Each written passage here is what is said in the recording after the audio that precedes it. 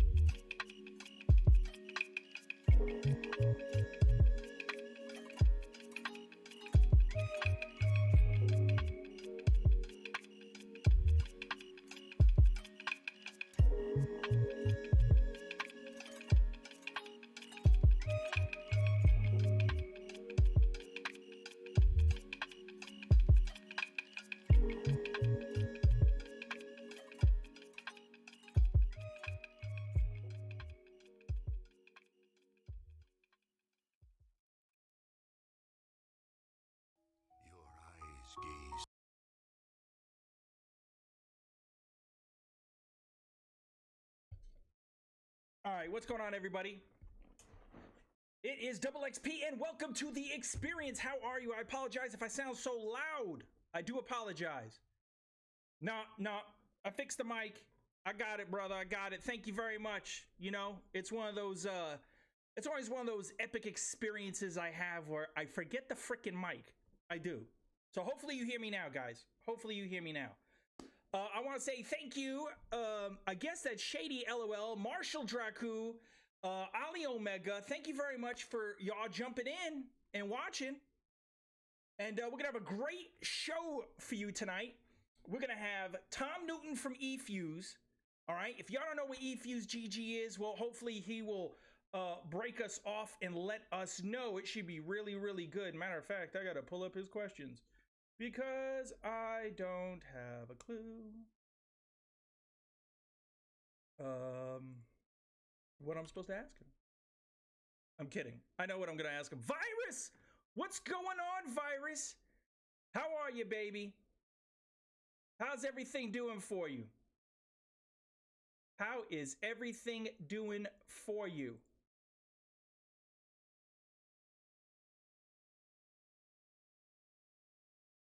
I am just looking for these questions before I...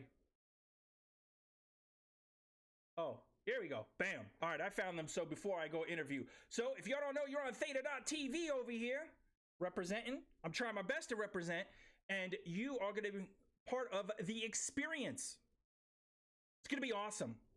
Great guests. Like I said, Tom Newton from eFuse. We are going to have the almighty Cliff Morgan, CEO of Gamma Labs, and almighty, powerful esports gaming fuel brand GFUEL.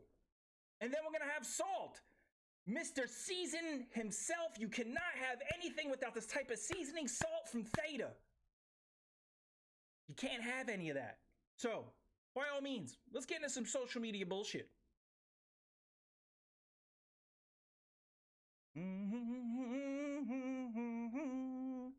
All right. So as you know, this part of the segment is social media bullshit, social media BS, and this is where we kind of put some things together for it. We just go over a few tweets that maybe I liked, maybe that deserve something. I don't know. Maybe my producers, who is me, my other personality, says this is some good shit. So yeah, let's see what we got going on. Let's go over here. All right. So this is a real article. ABC News turns around and puts out, you know, video games may help therapy for ADHD.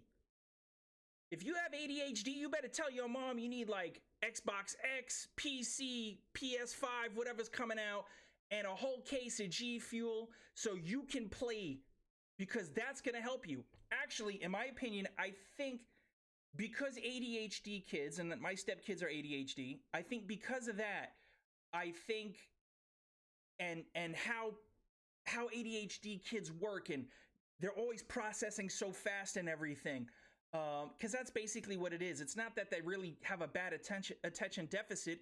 I think they have that underlying cause because their brain is just going 1,000 miles an hour, and gaming allows them to do that. It does. So, I mean, you know, why not? Let's see what else we got over here. You know, let's see. So go to that tweet right there and go read about it if you feel like reading. I had to put it out there. It was big news. Guava, baby. Guava hitting the scene. How many of you are in chat right now that drink GFUEL have guava? I just found out my wife wants one. Cliff, you hear that shit? My wife wants some guava. I'm just saying. My wife wants a guava. Virus, if you there, did you order your guava? Shady, did you order guava? Electric Shock, how are you, brother? Did you order guava? Who ordered guava as soon as it was released? See? Shady, cop some today. Thank you, brother. That's what I'm talking about. Use code, I don't have one. I'm not sponsored or anything at GFUEL. You get 0% with DoubleXP. Code DoubleXP gets you 0% at GFUEL because I'm not sponsored yet. So, by all means, already got the guava, baby. Yeah! Damn, 3 boxes? Damn! Wow, 3 boxes, man. That's insane. You need to go, hey, when I come to Cali, you're going to have to give me one. All right.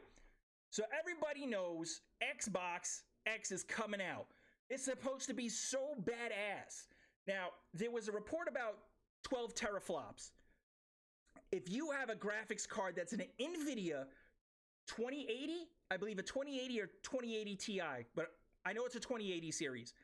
The speed of that graphics card, that GPU, is 13.5 teraflops. Now, obviously, this is what they're showing you now, but it doesn't mean they won't up the game soon. Unlike PlayStation, who is not going to be, I believe, at the E3, they are. They're going to be at the E3, so I can't wait to see what this Xbox deal comes out. I personally, DoubleXP loves Xbox. I mean, I could get down with some PS, and it sucks that, you know, some of my favorite games are on PS, like Street Fighter. You know, I'm a fighting genre guru, even though I play FPS a lot. So, yeah, I mean, what the hell? All right, here we go. So we got Cat Gun, Mystic Gun, challenging people right here. Oh, you'll be at E3, Virus? Get out of here. Virus gonna be at E3, baby. Let me know how that goes. Sonata, what's going on? How are you? Welcome to the experience. Thank you for supporting. So just landed in Boston, ready to do PAX East. Already challenging. So I guess you beat her, you get swag. Let me tell you, if she is Silas, what's going on, Silas? If she is that good at what she does, don't expect to come away with shit, but your rep ruined. That's all I'm gonna say. Cursed, how are you, Cursed? Man, brother, thank you very much for dropping in.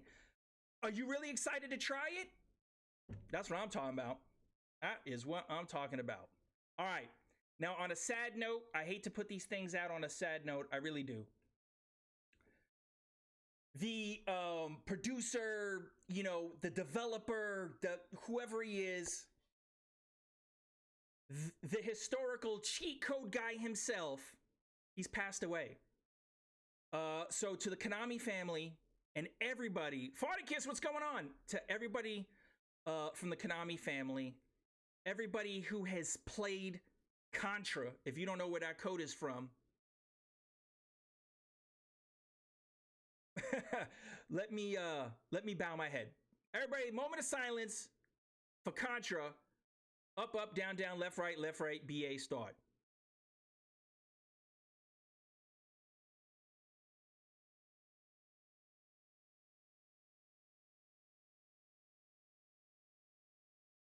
And all I could say after that is arigatou gozaimasu.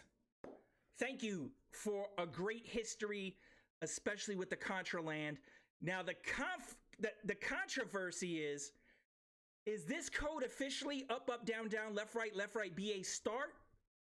Or is it, hello lady, or is it up, up, down, down, left, right, BA select start?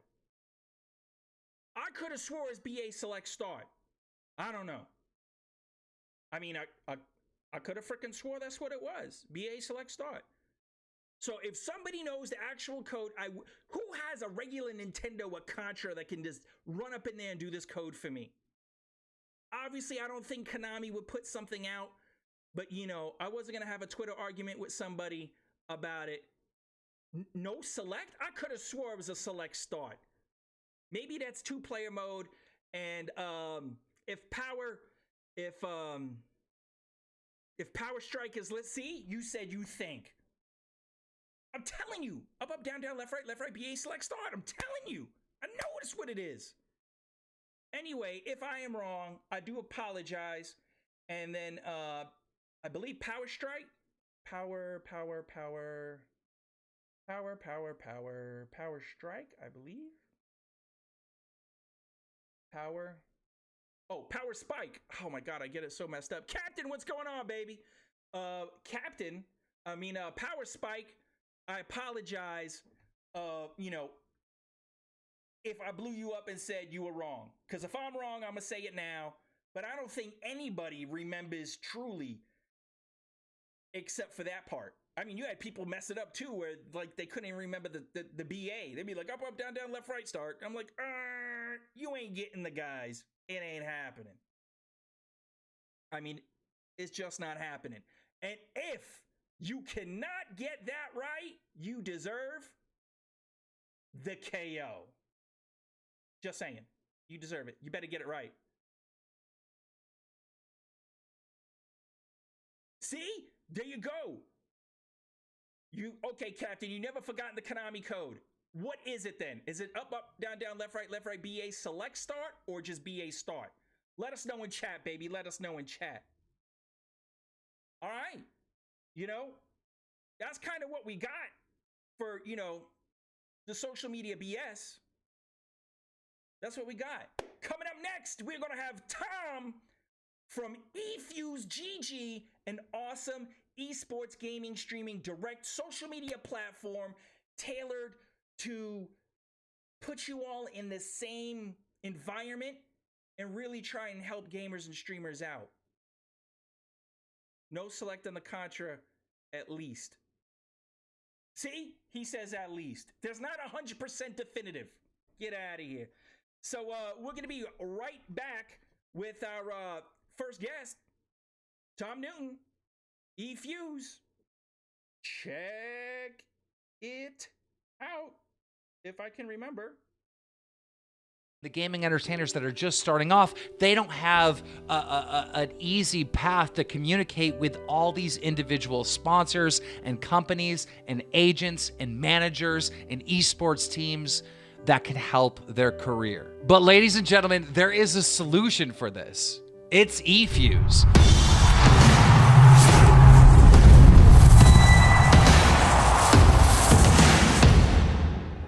First and foremost, Happy New Year! 2019 was an amazing year for eFuse. Now, not only did we launch the eFuse beta to nearly 25,000 individuals in less than a month, but many of you provided amazing feedback. We have heard this feedback, and we are rapidly acting on it to build the product this community wants and needs.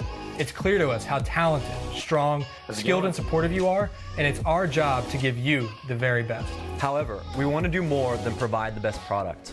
We also want to provide the best opportunities. With that said, we couldn't be more eager to announce the hashtag For the Gamers campaign. The hashtag FTG campaign will span 52 weeks, with each week featuring a new incredibly talented influencer giving away a scholarship. 52 weeks, 52 influencers, 52 life-changing opportunities. From professional and collegiate teams to brands and companies that impact us daily, and even nonprofits who pave the way for giving back and building a positive community. eFuse will have a heavy focus on giving these organizations all the resources necessary to provide life-changing opportunities and recruit the best talent for their organizations all throughout 2020. From live events to the largest esport virtual internship fair, these are just a couple of the life-changing opportunities in our pipeline. Whether you're a pro, a casual gamer, or anything in between, eFuse is committed to growing the platform and providing opportunities for everyone. A place for us to build out our portfolio. And most importantly, we all need a place to come together as one community. The biggest and best names have made it clear that they are all in. The time has come, the fuse is lit. eFuse is now open to the world.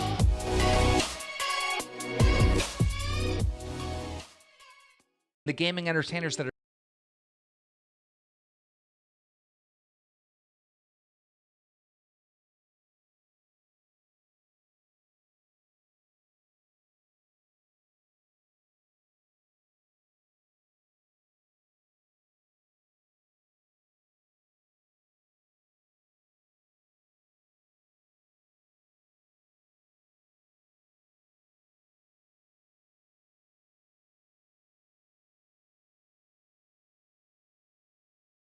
Happen. So, oh my God, there we go. We couldn't hear. You know, I always forget the stupid mic thing because I have like two things where I like mute the mic out.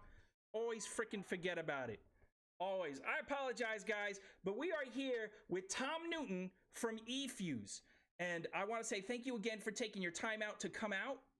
And, you know, I know you're a busy person. You got time restraints. So I want you to tell everyone about yourself and where you're originally from. Yeah, so I'm from Columbus, Ohio. I still live here. This is where we're building eFuse. Went a couple different places for college, went up to New York, Southern Ohio, and then came back here to finish up a couple years ago. And yeah, just been here and in Columbus. Okay, well, that's awesome. That's awesome. So, you know, what brought you to like this social media and gaming industry? Yeah, so it's kind of a roundabout story. I think a lot of people have similar stories, but I was a gamer my whole life growing up. I played semi-professionally in Rainbow Six Vegas 2. We were a top 30 game battles team for those of you guys who remember what game battles was, but we were top 30. We were top 30 there, and but after that game kind of died, didn't really have a competitive outlet in gaming. Started running cross country and track in high school, and then kind of went off to college, stopped playing games for a long time. But after I finished my MBA program at Ohio State, I had been really involved in the entrepreneurship space here in Columbus, and met a lot of people through an internship that I had, and mentioned to a connection that I was interested in esports. And he said, "Oh, well, you got to meet Matt Benson. He's building something really cool. It's called eFuse. And for you guys that don't know, Matt Benson's our CEO. So grabbed coffee with him and started working kind of part-time last summer 2019, and then came on full-time in August of last year. So been with the company as director of operations for what would that be? Just over 6-7 months now, and been loving it so far. Our team's grown a ton, and yeah, that's my story. Well, your team doesn't have double XP, so you're only earning regular XP points. And the fact that you just said, what you do at eFuse, so you're the director of operations. What is that like day to day for you?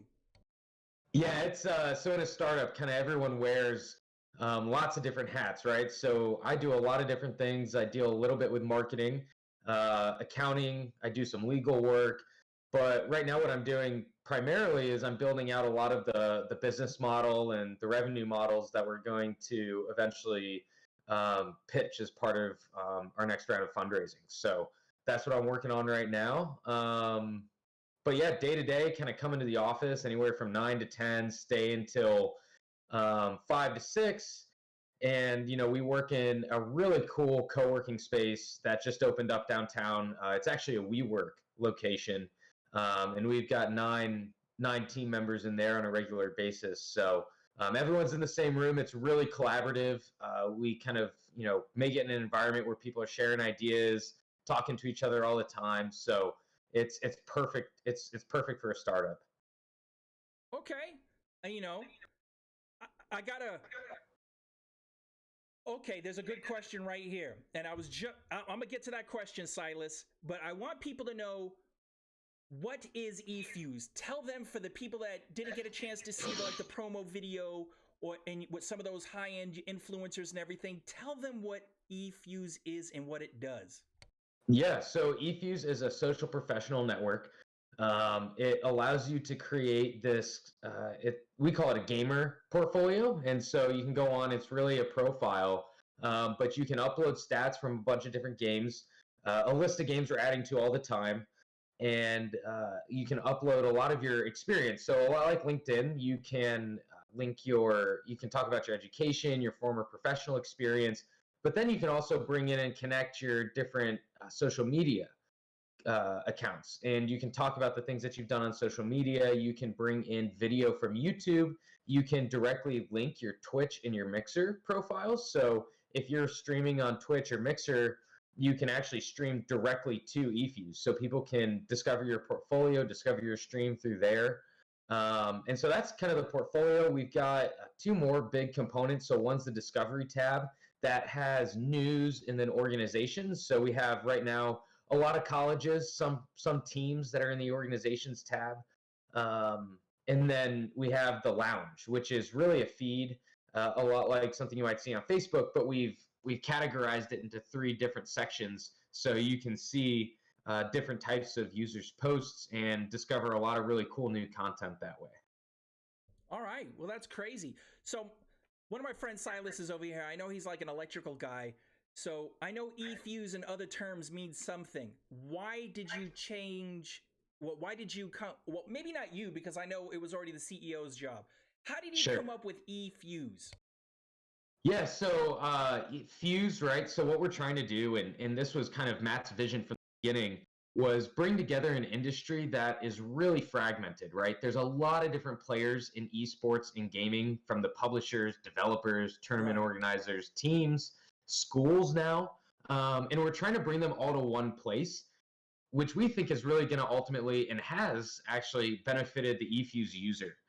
So in a way, we're fusing the industry together. I know eFuse actually, and we learned this through some of our search engine optimization, but eFuse is a technique developed by IBM related to some sort of circuitry, right? But yeah, it had nothing to do with that.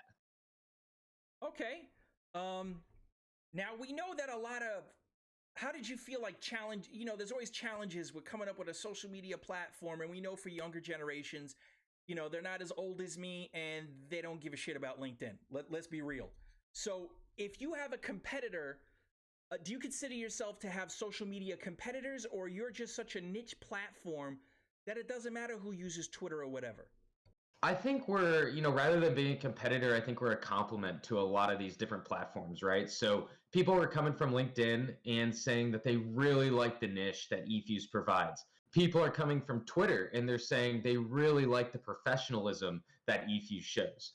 And so I think a lot of people are finding this niche in eFuse that hasn't been addressed in the industry before. And so, well, of course, just like any startup, any company, of course we have competitors. We find more complement. Okay. All right. And what are the benefits?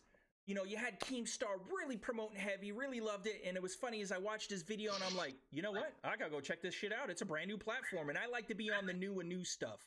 I do. I always like to be involved with new stuff.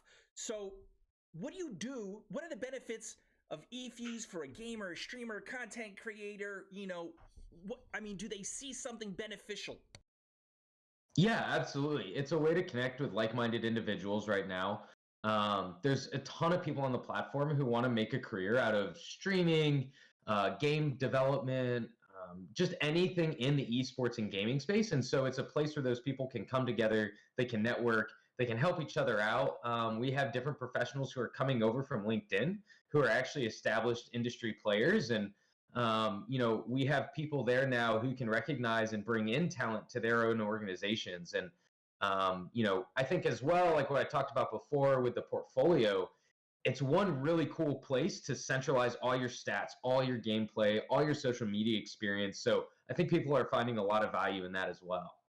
Man, that's awesome. I know when I first got on and I was like, man, I'm number 14,000 and something. When the hell am I ever going to get on? I'm just glad I'm 14,000. Hey, yeah, the queue is huge, man. So the queue is big. I know, it was huge. So name a couple high profile people now, whether they're the CEOs of other companies or they're influencers or streamers. Who do you have on your platform that people may know? Yeah, sure. So we got Choco Taco. You mentioned Keemstar before. Adam Apicella, he's the CEO of Esports Engine, and he was actually the founder of MLG, so Major League Gaming. So he's on the platform. We've got Jess Brohard, a former Call of Duty commentator, Tyrell Appleton, Braxton Miller. Then we've got a ton of schools too on there, right? So University of California, Irvine, University of Oregon, Shawnee State University. They're really well known for their game development program.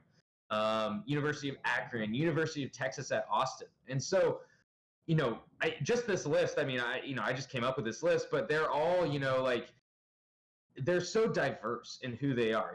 Choco Taco is a big name streamer. Adam Apicella is a CEO of an esports event production company. Braxton Miller is a former NFL star. And then you got all the schools. So that's another thing I think that eFuse does that a lot of other platforms don't, is they bring together it brings together all of these people who have a stake in esports and gaming, but there's never been one place for them to all come together to collaborate with each other before, and eFuse is providing that. Yeah, very unique, very unique. And so what do you think the future of esports event sponsorships, gamer sponsorships coming from eFuse directly? Because people want to get on a platform, they want to turn around and say, "Ooh, can you sponsor me?" or whatever. Now, I know as a startup, that shit probably won't happen. But maybe quarter one, quarter two, 2021, is that something you're looking additionally to provide, besides if people don't know that there's other sponsorships there by influencers already? Yeah, so I think one thing right now that eFuse is doing is we're helping to provide scholarships to a lot of people on our platform. So that's something you'll find every week is a new scholarship opportunity of 2020. In the future, we haven't, we're not ruling anything out, is all I'll say. It's definitely on our radar as far as sponsorships and things like that go. We're not ruling it out. Okay. That's pretty awesome. And then speaking about the future, what looks like this year's, long range roadmap of developmental roadmap, everything. I know you just released iOS app, and I felt stupid because I was like, you guys need an iOS app, Carl. And then all of a sudden, I was like, wait, let me just Google it. And so before you made the announcement, I already got it. And I'm like, oh, this is the shit. So, oh, that's great. You know, besides that, if y'all don't know, go to iOS. Is it also on Droid? Is it on the Google Play Store? Yeah, it's on Google Play as well. Get the eFuse app, and you can literally just feel like esports player on Twitter. You know, it's fabulous. So yeah, can you drop some, non-GS4, GS14 classified roadmap stuff? Yeah, so I think, the app's really cool because it allows you to just like check your phone real quick. If you're going to the Discover feed especially, you get a real quick lowdown of what's going on in the industry. But in terms of what's coming in the future, I think we're gonna have some interesting tools coming out for creators here. And that's all I'll say. Okay. All right. Yeah. So we're playing the cards close to the chest, but look out for that sometime soon. All right, that's fabulous. All right, so a couple questions. It's like the speed round over here. Being from Ohio, or at least living in there, New York City or Chicago style pizza? Oh man, well I've grown up with mostly kind of. It's weird, right? Because Midwest has kind of its own style, but I think I'd have to go with New York. All right, good. I'm not going to cut you short then. Okay, so traditional pizza toppings or pineapple? Traditional all the way, man. Okay, Can't fabulous, be pineapple. because I can't believe people like Virus love pineapple on pizza. Oh. Must be a Cali thing, the Virus. Okay, NFL or XFL? Oh, NFL. I mean, the XFL's been interesting. Definitely the rule changes are, I think it makes for a different and exciting game, but NFL all the way. I'm a huge Vikings fan. Okay, I was just about to ask who's your team. I'm an Eagles fan. Yeah. Vikings all the way. Yeah. At least you're not a Saints fan or a Packers fan, man. That's all. Eagles are fine. We got people in chat saying pineapple on pizza is fire. No. All right, so I can't get behind that. Now, is there a difference? Let me just say that. Is there a difference between streamers, content creators, and gamers? Because in my opinion, I think this shit is pretty much about the same. But when you talk about content creators as opposed to live streamers, there is kind of something different there. Yeah, I mean, there's definitely a difference in, the groups overlap a lot, right? So if I stream all the time, but I don't create content, like if I'm not creating clips, if I'm not uploading to YouTube, if I'm not managing a social media account, well then maybe I'm just a streamer. I mean, you're definitely creating content with your stream, but I think what most people view as a content creator would be someone who's routinely uploading to YouTube, creating new videos, which are, constant. So it's not just like a one-time live thing. Content creation, I think a lot of people see it as something that you can return to and replay. Right. So there's a slight difference, but not big. Okay. So, hey, with that being said, give me Tom Newton's, executive directorness, professional opinion of, 3 tips that you would give to like either a streamer or a content creator or, that they could use besides the shameless plug of jump on eFuse.gg. So, right. So, I mean, give me 3 tips that you could say, hey guys, you start now, or maybe your experience, this is the road. So I'll mention a few things, right? And you might actually be able to do these things on eFuse. So number 1, I think if you're looking to stream, find someone that you can do it with, find someone that's going to support you in it, or someone that you can even co-stream with, right? So create kind of a stream team with a buddy or a couple of friends and say like, hey, we're all going to get on and stream together for this amount of time. I think whenever you're starting something new, it's definitely, it definitely helps to have a community around you supporting you. And, I think eFuse is actually a great place to do that. There's people all the time, just in the lounge. You'll go on and you'll see lots of people are streaming. And so reach out to someone, direct message them on eFuse and be like, hey man, like, or if there's a girl on there, if there's a gal, just be like, hey, like, would you want to stream with me? Would you want to kind of like, keep each other accountable for getting on? So I think that's one thing. Definitely don't be shameful about it, right? Like, so plug your, get up on all the social channels. So create a Twitter, an Instagram, a Facebook, and start posting, letting people know when you're streaming. Just get the word out there. And then I think too is really like focus on your brand, like record your streams and rewatch them. See how you might be able to improve and treat it really like a business. Don't just treat it like something fun that you're doing, unless that's all it is, right? But if you're looking to, make a business out of this, try and develop some sort of angle, right? If it's being funny, if it's, having really high quality gameplay, whatever it is, find that thing that makes you unique and, try and play to that. Okay, well, that sounds good. In chat, Silas says, gotta love the OG Xbox One with the, the Kinect back there. Yeah, now Silas is an old school retro gamer. He always he always plays like some crazy stuff. He played Star Fox, and I'm like, what is this, like 2-bit gaming? It was crazy. That's awesome. But he always has some really good retro games. So, the fact that he actually was able to like stalk you through the back of the box is crazy. Yeah. So I'm moving now, so everyone's kind of getting a view of my office in the midst of moving. But haven't played that old Kinect in a long time, but still got it. So. Well, I definitely want to say thank you for being a guest on the experience. It was great having you, and I really love the eFuse .gg platform. So by all means, if there's anybody you want to thank or plug or social medias, whatever, for people to find you, because I couldn't find your ass on Twitter for shit. I'll be honest. Yeah. 50 million Tom Newtons. So God knows, you could be T Newton at 01 for all I knew. So go ahead, shameless plugs all around. Go. Yeah, so I'm not a big social media guy, but you can find me on LinkedIn at Tom Newton. Don't do Discord, really. You know that. I had no idea how to get into this video chat thing. But yeah, follow eFuse, sign up for an account, connect with some people there, and really check it out. We'd love to hear what you have to say. Message me on LinkedIn if you got feedback. If you're on the platform, please let me know. Let us know, any team member that you find on LinkedIn or anywhere on social media. Message us, let us know what you think of the platform, and thanks for listening, guys. Really appreciate you having me on. Yeah, that's great. And don't forget, guys, if you didn't already download it from your iOS or Droid, it's on Google Play, it's on the iOS App Store. Follow eFuse GG on Twitter, right? I think it's at eFuse. Yeah, eFuse official. It's eFuse official on all social. So we got an Instagram, Facebook, Twitter, Snapchat, TikTok. We're eFuse official everywhere. Wow, they got a TikTok. Yes, I want sir. you to make a TikTok video. That shit will go viral in a heartbeat, Tom. Tom, thank you very much for being a guest, brother. Yep, thanks for having me. Thank really excited. Take care. Have a good one. Well, there you have it. There's Tom, baby. That was actually pretty fun. I know it took a little bit longer, and I apologize. So, GFUEL, Cliff, if you're there, baby, we're going to get to you in pretty much a second. So, we're going to be back. Cliff Morgan, CEO, GFUEL. I know you're waiting for that. So, let's see how that goes. Night fun.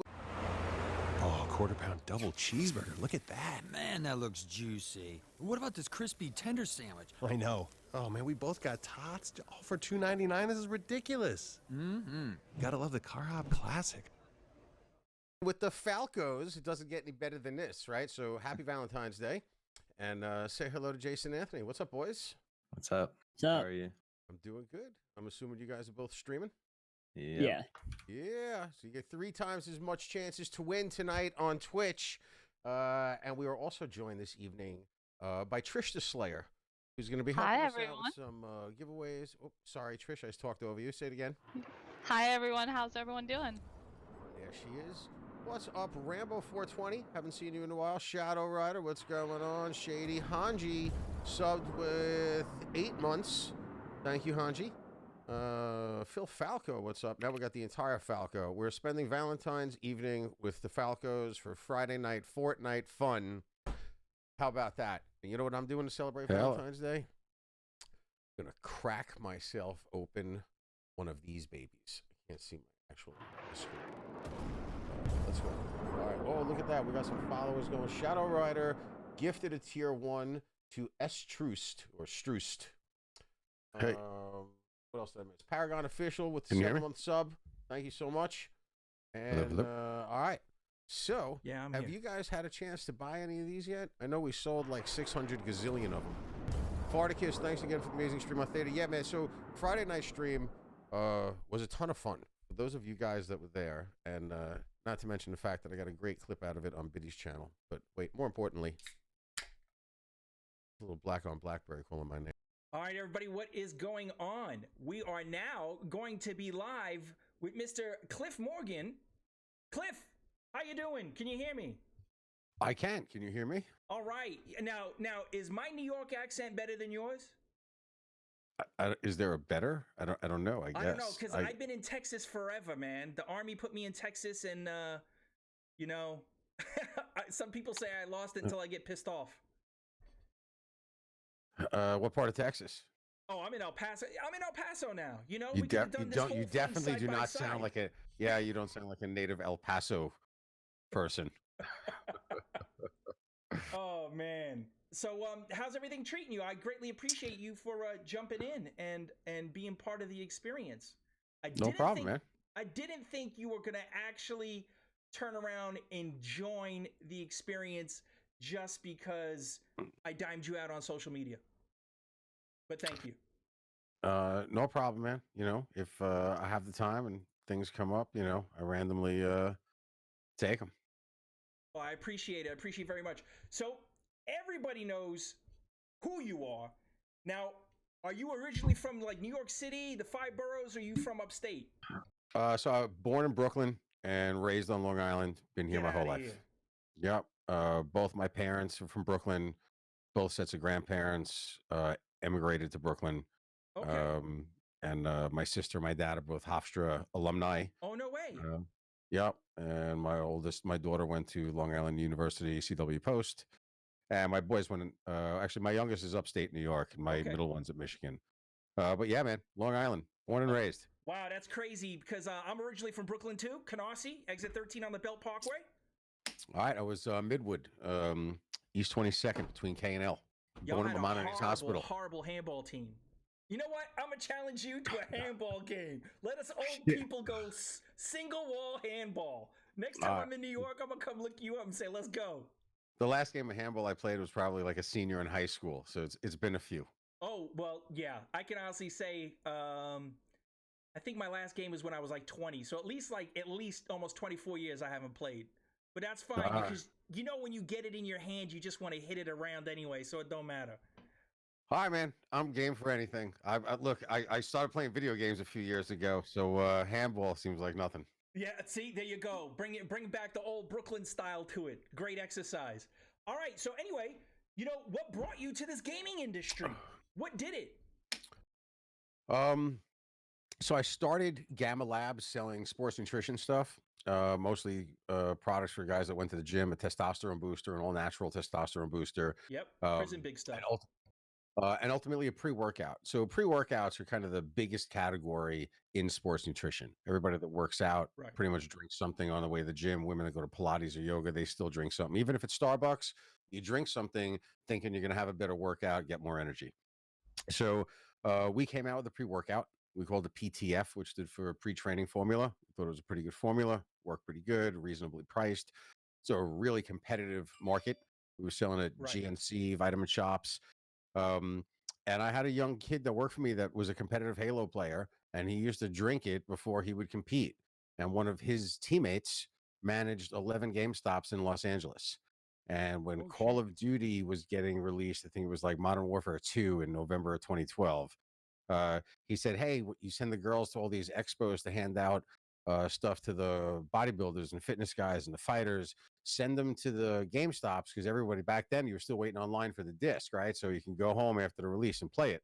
So we sent the girls out there, and it was legitimately an overnight success. I mean, we did it one time and had an immediate reaction, and had a pretty quick shift in the business. Started hiring influencers that nobody was calling influencers back then, YouTubers. You know, I was hiring guys that had YouTube channels that were making reviews, and YouTube was super different back then. You could feature other YouTubers' videos on your homepage, and there are a lot of different facets that have changed over the years, and you know, the algorithms change constantly. But ultimately, that's what got me into the gaming space, and that was at the end of 2012.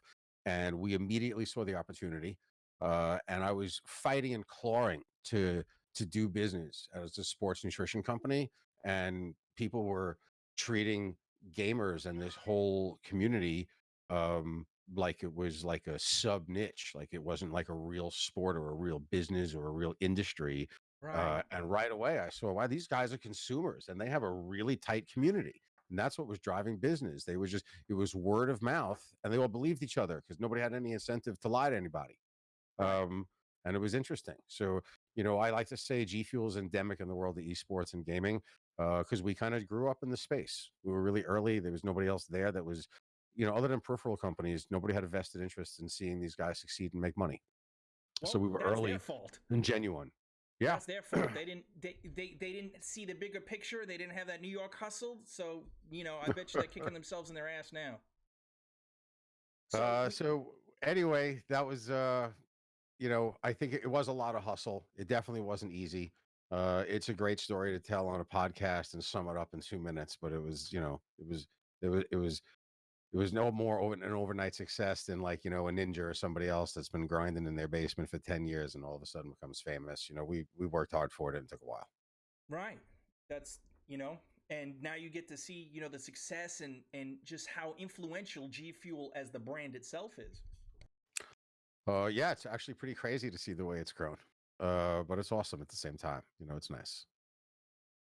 So we know how you got started with Gamma Labs, and we know how that trickled into G Fuel. Now, on the business aspect, is G Fuel a DBA of Gamma Labs, or is it its own now entity, subsidiary, or just like a product brand? So the business is now G Fuel LLC. It was originally Gamma Labs, or actually it was Gamma Enterprises, with the DBA for both Gamma Labs and ultimately a DBA for G Fuel. But several years back, we switched it to G Fuel. Okay, crazy. Oh, we're gonna get to that. I got one of the guys in chat. He's gonna ask a question. We're gonna you know what? We'll ask it now. Scale of 1 to 10, without being biased. How good is the Castro flavor? How good is the guava? It's a 9. I'm drinking it now. I pounded down most of it out of Castro. It's actually I'm drinking out of Riff Raff's cup, but it's a 9 for sure. And I drank most of it just waiting in the lobby for you, man. This thing is fabulous. Yeah, sorry it took a bit to queue up over there, like you're waiting for a good online game. I apologize. So no problem. We know 7-Elevens have been teased. Walmarts are out. What is the distributional roadmap? Are you coming to Texas? Am I going to get some G Fuel at my 7-Eleven or Walmart? You are. You'll be one of the top 4 states. So rumor has it anyway, So I feel pretty confident that at some point in the near future, you'll be able to drift into a local C-store or Walmart and grab yourself some G Fuel. Oh man, I can't wait because when I finish my, I'm not gonna lie, when I finish my G Fuel and what I do for the government kind of lags on, I'm like, crap, I have to go down to the class 6 or whatever and go pick me up a freaking Rockstar or something like that because I don't got G Fuel in there. But hey, it'd be really good if you can get on the Army bases. I'm telling you, get a way to get to the eFuse system. Just saying. Soldiers will yank that shit off the shelf. Good to know. So now, how do you come up with your flavors? Well, today's flavor was the 41st flavor, so it's not like they just come and rolling off the tongue these days.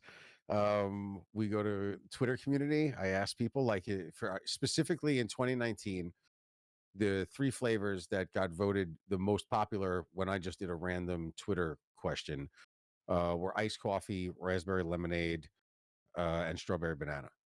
So we made it a point during 2019 to make those come true. Okay. So KSI had a strawberry banana. We did the hype sauce with Hype Beast for the raspberry lemonade. And then iced coffee came out, I think in either December or January, but those were the top 3. So it is not easy. Very frequently, the influencers that get flavors, I strongly encourage to participate. Most of them really take it to heart. I had a couple of flavors that I thought would have been for PewDiePie. Took a while to nail the lingonberry, even as a potential. And then, we were going forest berry and we were trying to find things that would be appropriate. Castro, originally we talked about a spicy flavor. Guava is really a popular flavor globally, and he has a really strong global presence. And he picked it. And then, we send them flavor samples and small little bottles where they get, 2 or 3 servings straight from the lab. And Most of them are, they tweak it on the flavor right down to the color, and then they're involved with the artwork and the design. It's a fairly intimate process.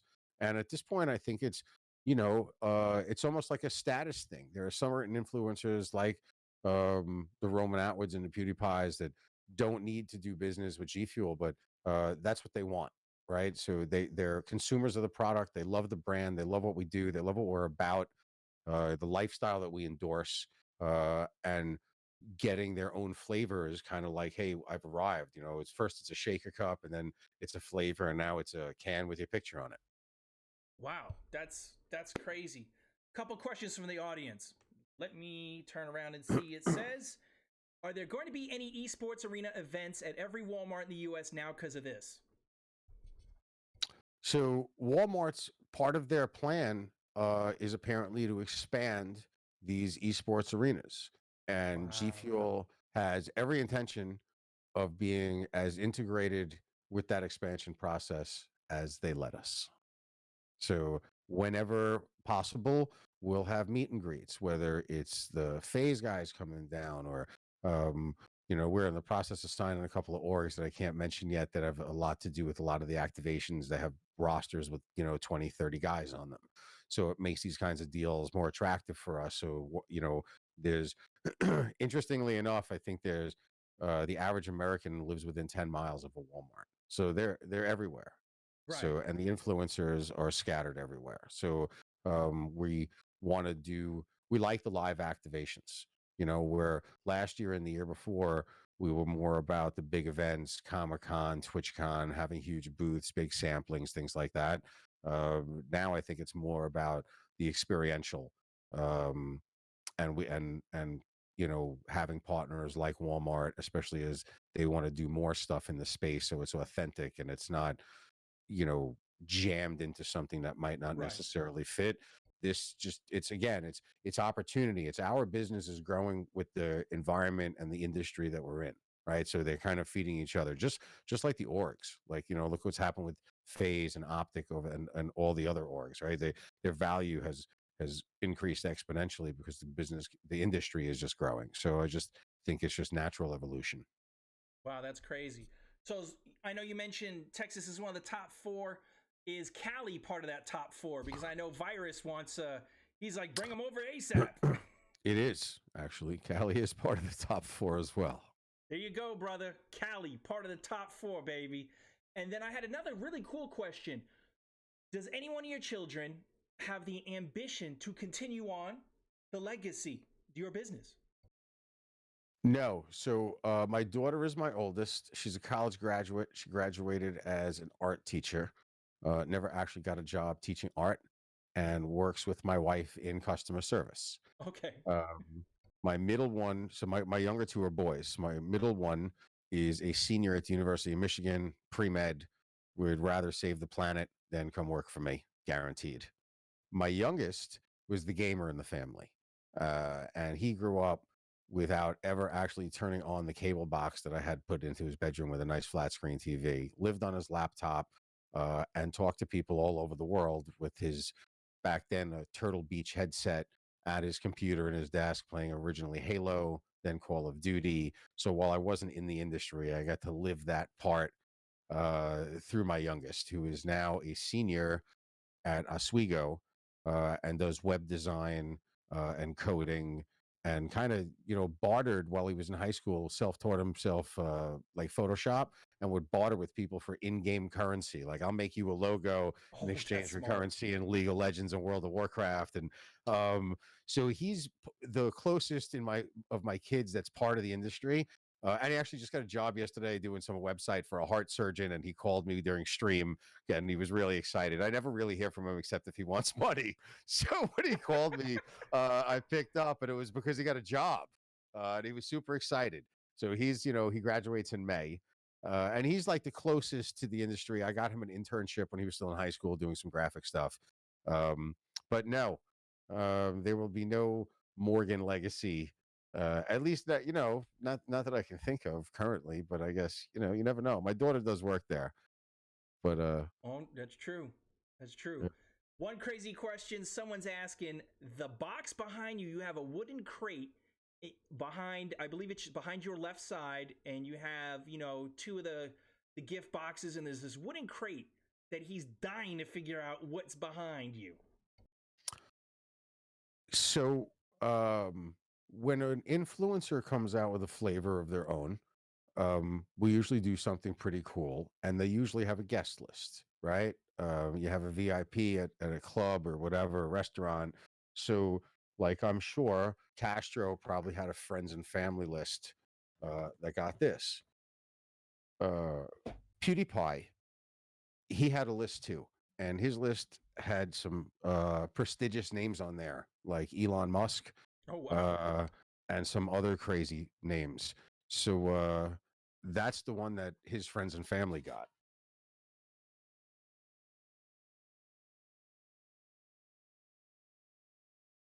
So it says GFUEL and PewDiePie.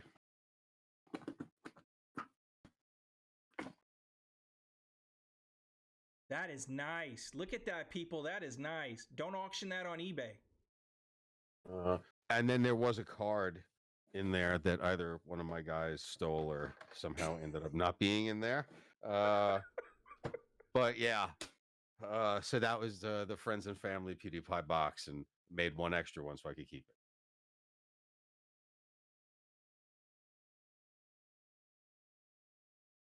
I mean, you gotta love it. It almost looks like a PUBG airdrop.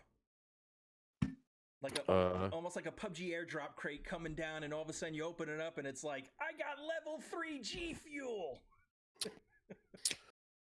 Well, you know, people like opening packages that feel like a gift. Like even when you order shit on Amazon and you know what's coming, you know, you can be waiting for the delivery guy to pull up and you know it's in the box, and still like opening a present. So when you get stuff that you don't even know what it is and it looks cool, it's just an even better experience.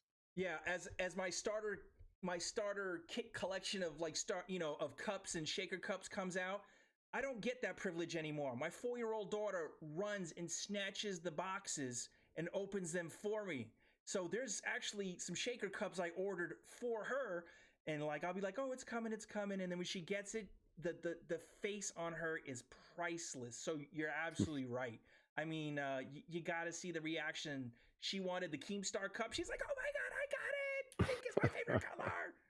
It was great to see young kids like that. So, I mean, back on topic, you know, can someone create a flavor for their brand, or do they have to be partnered or sponsored by you, or is there like, you know, a community contest?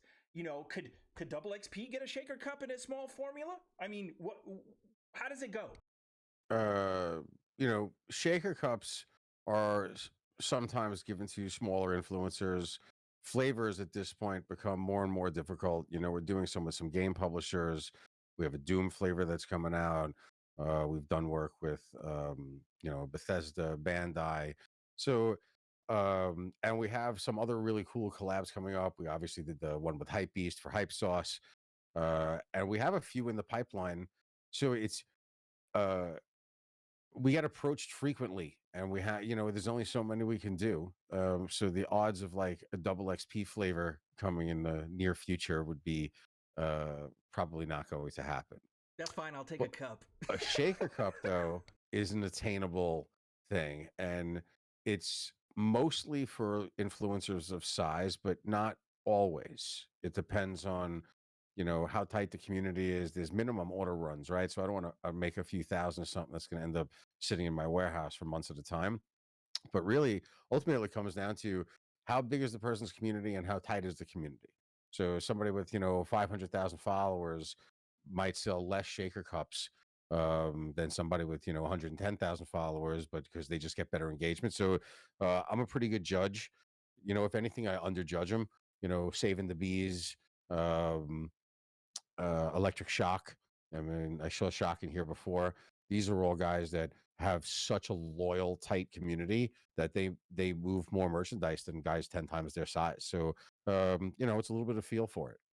Wow, that's crazy, because that brings me up to, you know, how do you choose your affiliates and partners? It is almost as prestigious as trying to be a streamer on Theta to be part of your brand ambassadorship.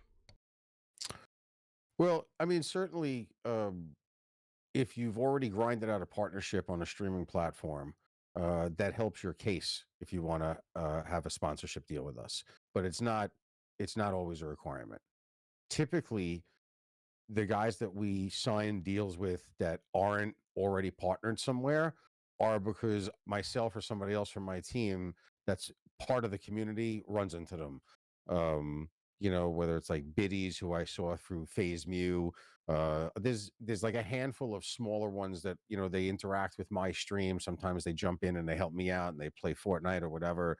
Um, and so while they're not partnered yet, um, they're I think it's a matter of time. I don't do deals with anyone unless I think that they're a future rock star. And so my belief is always and I think that if you talk to the guys that I hire at the smallest level, they'll all tell you the same thing. I treat them all like rock stars because I wouldn't hire them if I didn't think they have the potential to be a rock star. And it's not like one day I'm going to wake up and start treating them differently. So if I do business with them, it's because I think they have future talent that's undiscovered. And if I think they're going to be perpetually mediocre, then I pass. Okay. Okay. It's so funny that Farticus in chat said, "How did you get the partnership with Theta going?" Because as most people that attend the show, they know I send questions ahead of time, and that's actually on the list. That was my next question, Farticus, on the reel that was on the list of how that back then Sliver.tv, now Theta.tv, how did that partnership arise? You got your own channel, you got your products, here as prizes. So I don't even know if the Sliver guys would really appreciate the true story, but I'm going to lay it on you anyway. So Sal, who's been with me for almost 10 years, when we were just selling, fitness products before Right. the GFUEL morph, he was actually my son's camp counselor, right? When he was like a senior in college. Sal and I had plans to go to San Francisco, and that happens to be where Sliver, Theta, formerly Sliver, was located. And we had like a day and a half out there, and we had a half a day with nothing to do. And I never really heard of Sliver before. And Sal was like, "Look, let's go see this company. I spoke to them a few times." It's like, "Nah, I don't think we're going to do it." And we ended up with like too much dead time. So I just felt like it's the New York Jewish guilt in me. I was like, I can't have like an entire day of nothing. So fine, let's go meet that company. So I drive with him out to Sliver. We're there for like a half hour, and I meet Mitch, who's the CEO, and two other guys. And right away, I am just blown away at how smart they are. And they are way more tech savvy and way smarter than me. And they leave Sal and I alone in the conference room for a few minutes. And I said to him, "Look, man, I don't even know what the fuck these guys really do. I don't think that this whole 3D camera thing is going to be their ticket to the fucking glory land. But regardless, I think we should figure out a way to hitch ourselves to them. And we have a lot more to offer because I don't think they really want to know what they want to be when they grow up. So let's have like an agreement, like a gentleman's agreement, to have a cashless partnership." Um, and that's what we did. They came back into the room, and I kind of said, "Look, I could kind of see the business, shifting a few times, but you can use everything that we have at your disposal to kind of help get things going. Okay. And as things get going, we'll figure out what G Fuel is going to get out of it." Right. And then they started getting into streaming and cryptocurrency and all this other stuff. And then they put me on their advisory board, and I really got to know these guys. And so now I have a legit partnership with them, both on a personal level and on a business level. But I use it to benefit everybody. Like when we were just put their embed product on the gfuel.com website. So now people that just go visit the website can just click on a link and bang, they're watching esports right on Sliver. That's crazy. That's good stuff. And I believe that is going to be what I think we're early, right? I think G Fuel is always an early adopter, and that's how we've gotten to where we're at today. But I don't think that we've ever jumped into stuff that shit itself. So I mean, we've never really jumped full steam into a platform that kind of dissipated. So I think that we're really careful, but we have a proven track record with these guys. By the way, so Sliver, now Theta, is the #1 non-organic website driver for G Fuel. So it's not just that I want it to see it work. This is a partnership that's paying off for both companies, and I have a ton of respect for these guys. And I was kind of honored that they let us jump on board with the embed process, and I love streaming on their platform. That's fabulous because we need a new Theta shaker. Just FYI, you know, I got the Sliver Totally one, with you. and I'm It's like, gonna I happen. need the Theta one already. Come on, baby. It's gonna happen. They didn't even ask. They know it's coming. They know it's coming. It's coming. Now we're gonna get a little real while we still have a couple minutes. How did you get into gaming? You said it was a couple years back. How did you get into it?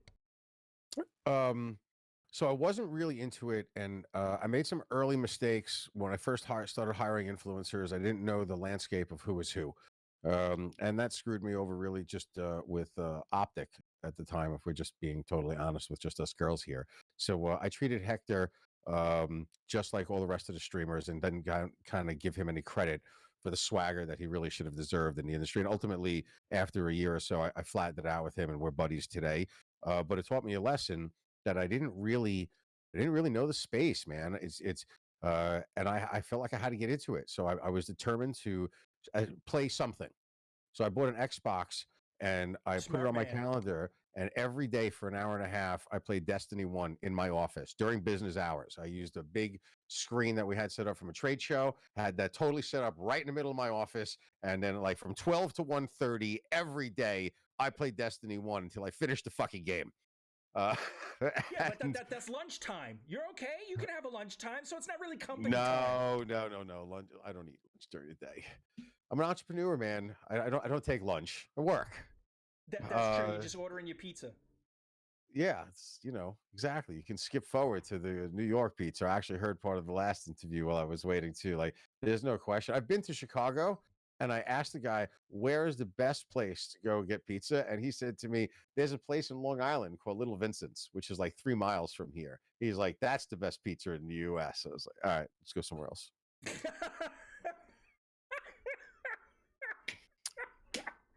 So, your game of choice is Fortnite. Have you tried any other games? I have. Besides Destiny, of course, now. Well, ultimately, I played Destiny 2 on stream once, but I played that on PC. So Fortnite's my first PC game. Really, I played Call of Duty a couple of times and Overwatch a couple of times on the PC, but until I got decent at aim, which happens because I've been playing Fortnite for 2 years. So now I finally, not that I'm great at it, but I can aim. So I would try a few other things again. It's just, it comes down to time. I like flying drones. I have a really cool drone remote, and I want to play the drone flying simulator from the Drone Racing League, but I haven't really had time to do that. And it seems like if I'm going to sit down and load up and start playing some games, as soon as I log into Discord, I have like the regular G squatters that kind of jump in there, and just it's downtime for me. So just I haven't played anything new. I've played Rocket League. I shouldn't say that. I played Rocket League a few times. I suck at it. Yeah, that's funny. One of the guys in chat, I was just watching him earlier today, and he's playing clips. He plays Rocket League. So, okay, so we all know New York style pizza. I mean, that's thank God, because no competition there. Yeah, and people that are saying don't put pineapple on their pizza. And I love the virus. I saw him in chat before, and I saw him touting the pineapple. I'm a big fan of pineapple. Cures sugar cravings. It's natural anti-inflammatory. It does not belong on pizza. Exactly. All right. So NFL or XFL? I'm going XFL because I like college football, and I am a football fan. But again, New York, man. So the Jets, the Giants. I'm ready for a change, and I'm a Vince McMahon fan. We got to deal with the WWE. We have an activation that you guys are about to see that's going to be fucking mind blown when you see this shit come out like over the next week or two. I can't wait. And so, yeah, man, I'm going XFL. I like the new rules. I like the new kickoff. I like more fourth down, going for it on fourth down. And hell yeah, man. I'll root for the underdog this time. Chess or checkers? Chess, no competition. Really? Are you good? I can play, but anybody can play checkers. If you got a pulse, you can play checkers. That's not really a thing. Garlic knots or breadsticks? I go knots. Yeah, baby. Yeah. Nothing great about a pizza shop. You get in your pie and you turn around and say, hey, throw in half a dozen knots. Yeah, and like greasy with the garlic dripping off from the little chunks. And yeah, baby, that sounds good to me. Oh man. Hype sauce or battle juice? I'm going hype sauce, man. Raspberry lemonade. That's like, winter combination right there of flavors. Flavor town, as Guy would say. I mean, yeah, I honestly like them both. Like, out of all this stuff I got, that's usually the first flavors to go out for me is hype sauce and battle juice. I just ordered a Bahama Mama for my wife because she likes that. She likes that tropical stuff too. Maybe she's gonna, you didn't hear it here, but maybe she's gonna put some damn Bacardi rum in it. I don't know, but hey, Also a good choice. Listen, nothing wrong with that. Speaking of Bahama Mama, so I actually have the labels from the Bahama Mama cans. That's crazy. And we are making them on Friday. So tomorrow night, we'll be driving to the place where we make the bottles, and they start making them at 6:45 a.m. Friday morning to make those cans. That's amazing. So, are there any opportunities going to arise currently, whatever, for someone who wants to join the GFUEL fam? Is there anything out there, even if it's tailored to the smaller guy? So yeah, first of all, we're aggressively looking to hire influencers of every size. So small, medium, large. We are actually I don't know if you watch my streams, but Digital Storm was kind enough to provide me with all the hardware when I first started streaming. When you're an accomplished streamer and you have a partnership and other sponsors and cash flow, and you can actually afford to buy your own nice equipment, that's when people usually volunteer to give it to you. So, and hardware is expensive. So I reached out to Digital Storm before I started our Twitch channel and said, hey, we're going to do all this stuff. And in exchange, I want all that shit for free right now. And it didn't work with Origin PC, but the guys from Digital Storm were like, look, we'll split it with you 50-50. And I was like, no, I'll call every other fucking PC company out there. I don't want to pay for it. And they were like, okay. And they ponied up and they gave me 4 PCs and 2 laptops. And since then, they've given me a total of, I think we counted them up yesterday. They gave me 7 PCs, 2 laptops, and they've upgraded almost everything, including this beautiful laptop that's sitting next to me. So they've been great partners. So we had a call yesterday, and they were talking about ways to get more streamers using Digital Storm and talking about Digital Storm. And to me, it's not about invading the big giant markets. When I say giant, I mean like, the big streamers, the A+ rated guys that command big checks. I think they're better off going with the guys that really want the new equipment. So we are going to do a 3-month talent search. We haven't named it yet. We are going to pick 20 people, and those 20 people will get sponsorships from Digital Storm, SteelSeries, and GFUEL. That will come with a monthly cash check for sponsorship check for a year from each of the 3 companies. All the GFUEL they can drink for a year, all their peripherals from SteelSeries, and brand new streaming hardware from Digital Storm. And we're going to do a real talent search, and there's going to be all kinds of information. So I just talked about it a little bit last night, but since you're asking about it, and I saw somebody else in chat asking earlier, so details to follow. But there are definitely going to be requirements. It's going to be like trying to get on Big Brother, trying to get on The Ultimate Fighter, and we'll have a clever name that we announce sometime over the next week and talk about it. But we're always looking to hire talent of any level, young, medium, old, big, small, it doesn't matter. But this talent search that we're doing, I think, would be an opportunity for people that want to see their future as a career of being a streamer and need that kickstart. And I think this is an awesome way to do something that's community give back, and at the same time is a win-win for all the companies in it. I'm in it. You have me sold. You have me sold. DM me the link before anyone else. All right, you'll be the only one that gets it first. You have my word.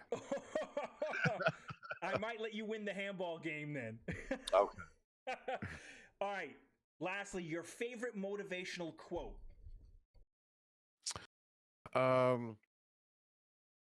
So I find it really hard to get motivated by like one random sentence that somebody prints somewhere and then frames and hangs in like a bathroom. So I don't have a good answer for that.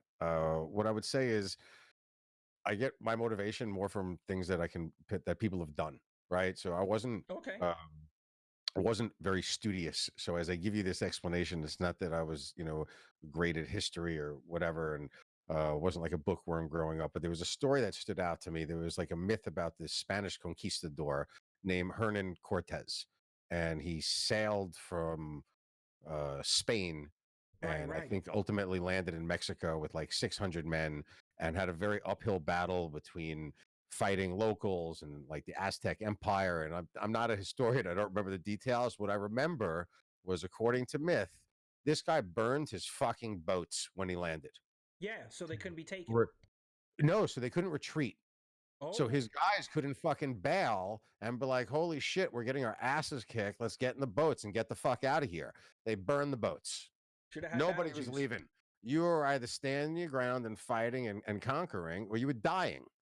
And to me, that's what I feel like being an entrepreneur is. Until you're really making money and have some success every day, you got to be willing to put your balls on the line every day, and die by your decisions. And to me, that's the motivation, right? So as anybody can frame what they want, that like Ben Franklin said on a whatever, and I'm sure all those people have words of wisdom, but I get inspired by either hearing people, speeches, or doing some kind of act that makes me think, or it motivates me. I just got motivated with the "put your balls on the line." I hope everybody loves that quote, because it's the absolute honest truth. It's brutal out there. It's its own battlefield, entrepreneurship. And I got a business degree, and always trying to reinvent something or get into something. And you're right. It's like you're gonna get slapped up 100 times, but at least you're brave enough to keep going for 101. So, you know what, man? It's not only is it not easy, but your people don't want to help. It's not that they don't want to help. It's just it's almost impossible to get help until you're already proven. People want to know. It's not like, hey, I have this good idea, and if you give me this money, I might be able to do this. People don't want to know that. They want to know, hey, what are you doing now, and are you making money? And until you can say, I'm doing this, and yes, I'm making money, it's really hard to get anybody else to listen to your story. Now it's like, yeah, things are good. We're making money. A lot of people want to do business with GFUEL, but and we get some free stuff now, right? And I have an expression: it takes 10 years being a nice person before karma finally has a chance to come around. And I think good things happen to you when you need them least. It's still nice to have them, but it's easier for me to pay for things today than it was, 7-8 years ago, when I was struggling and starving. And back then nobody was doing anything for free, and nobody was giving me a break, and nobody was giving me credit.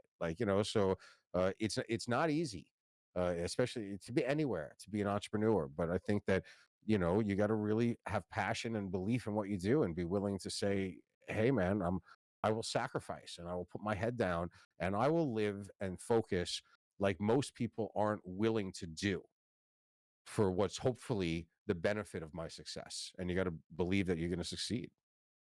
No, I totally agree. But I want to say thank you. I know I promised you like 15-20 minutes, and holy crap, I'm really sorry I kept you so long, but the audience loved it. I loved it. This is phenomenal. It was also great to talk to another Brooklynite. I mean, no problem, man. Thanks for having me. Appreciate it. I mean, people think that's like, oh, he's from New York. Ugh, and they steer away from me, even the people I work with in the government. And it's like, so it's crazy. And I greatly appreciate everything. Thank you so very much. If you ever need anything from me, if you ever want me to promote something for you, let me know. I'm all in your back pocket like a little Pokemon. I got you. All right. Well, let's make sure we get you some cans. So we'll send you out a nice care package, get you all the new flavors, all the new cans, get you a little decor for your room, and we'll throw some Bahama Mama in there for the wife.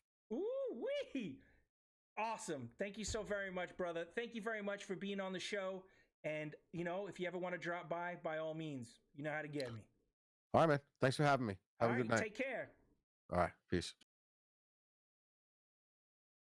That was absolutely insane. It was insane. I'm mind blown. And what's even crazier is he talked about 10 years ago, right? So I've been out of the Army for a while. And at least 10 years ago, what's going on? Esports Coco, what's going on? I apologize. It's a little hard for me to see. I'm almost that blind. So 10 years ago, the financial industry sucked ass. No one wanted to give a job. Everybody was afraid. I mean, yes, it will be uploaded on YouTube. For sure, it's going to be uploaded on YouTube. Probably it's being saved to my PC right now as we're talking. It's also going to be live aired, or quote unquote live aired, audio on several podcast formats, including Apple Podcasts, if you want to go find the experience there. I apologize. I didn't want to throw that up there. Thank you very much for the 10 T-Fuel. I'm sorry there's no alerts. I don't put alerts for the podcast. So don't think I did it on purpose. If you watch me game, I do podcast alert. I do alerts during my gaming. But say what you want, Cliff is really one of the most amazing people on the planet. I gotta admit, now it makes me feel like I wish I never left New York. I'd be working for this guy possibly. Same mentality. I love it. I love it. And he's probably like only a year or two older than me, in all honesty. I don't know, Cliff, if you're there, but if you're old, if you're about 45, 46 is where I'm going with. I'll be 44 this year. You know, I'm telling you, Iron Man handball, baby. But coming up next, we are going to have the one and only seasoning that you need on everything, salt from Theta TV. We'll be coming back with that. And, we're going to have salt from Theta. Silas TV, thank you for the 15 T-Fuel. I appreciate it, brother. So we're gonna be back with our last guest of the evening, who I know I told him he had he dropped the shortest, straw in the deck or whatever you want to call it, because he had to wait last. And sometimes, these are longer than what I expect. But I just want to give you guys the experience. That's what it's for, the experience. I wanted to give it to you guys. So thank you very much for everybody that was watching so far and everything. And we'll be right back with our last person, Salt. What's up, guys? It's Turbo from Sliver here in the heart of San Jose, California. And I'm here to give you the first exclusive look at our new office. Come on. This is my favorite part of coming to the office. Secret agent or something. Come on.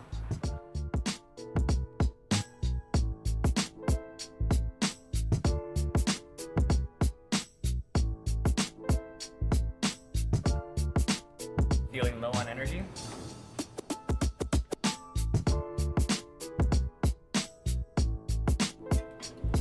Blue ice is definitely the best. What's up, Salt? How's it going? Not much. Preparing for the new showdown? Yeah, getting ready for the new showdown, man. Awesome. Looks cool. Whew, look at this merch. I know. This is the place where all the shoes happen. Ooh, on deck, huh? Oh, that home screen? Oh, that home screen, though.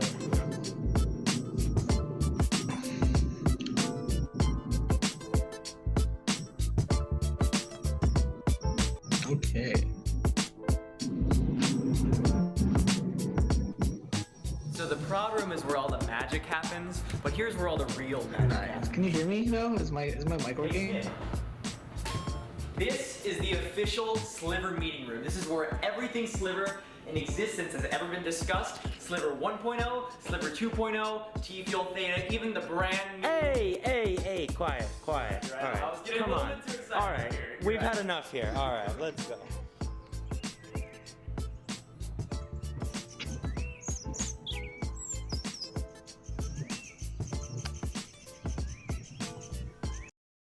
All right, what's going on, everybody? We are going to be live with Salt. Great thing. Dude, that video is so funny. That video is so funny, man. I love it. I love the video. It's absolutely hysterical. That tour. I hope I get a tour like that too. That's crazy. So, we all know you as Salt. Do you have a real name? Oh, hey, can you hear me now? Sorry, I'm just trying to set up my microphone here. How's it going? It's going all right. So you have to Am I have a clear? real Am name I besides Salt. clear? Yeah, my name's Josh. Oh, It's Josh. Everybody, welcome Josh. So I have to ask, we already know Pepper, the salt and pepper deal. How did you get salt? How the frig did Theta get seasonings for MOTG names? Is there a garlic? Is there an onion powder? Is there an oregano? Tell me, because if anything, I want to be garlic. Yeah, I think when I first joined Sliver TV, now Theta, I was like the third MOTG basically to be a part of the team. And something that we had back then is that we just had like simple words that we kind of had as our aliases in chat.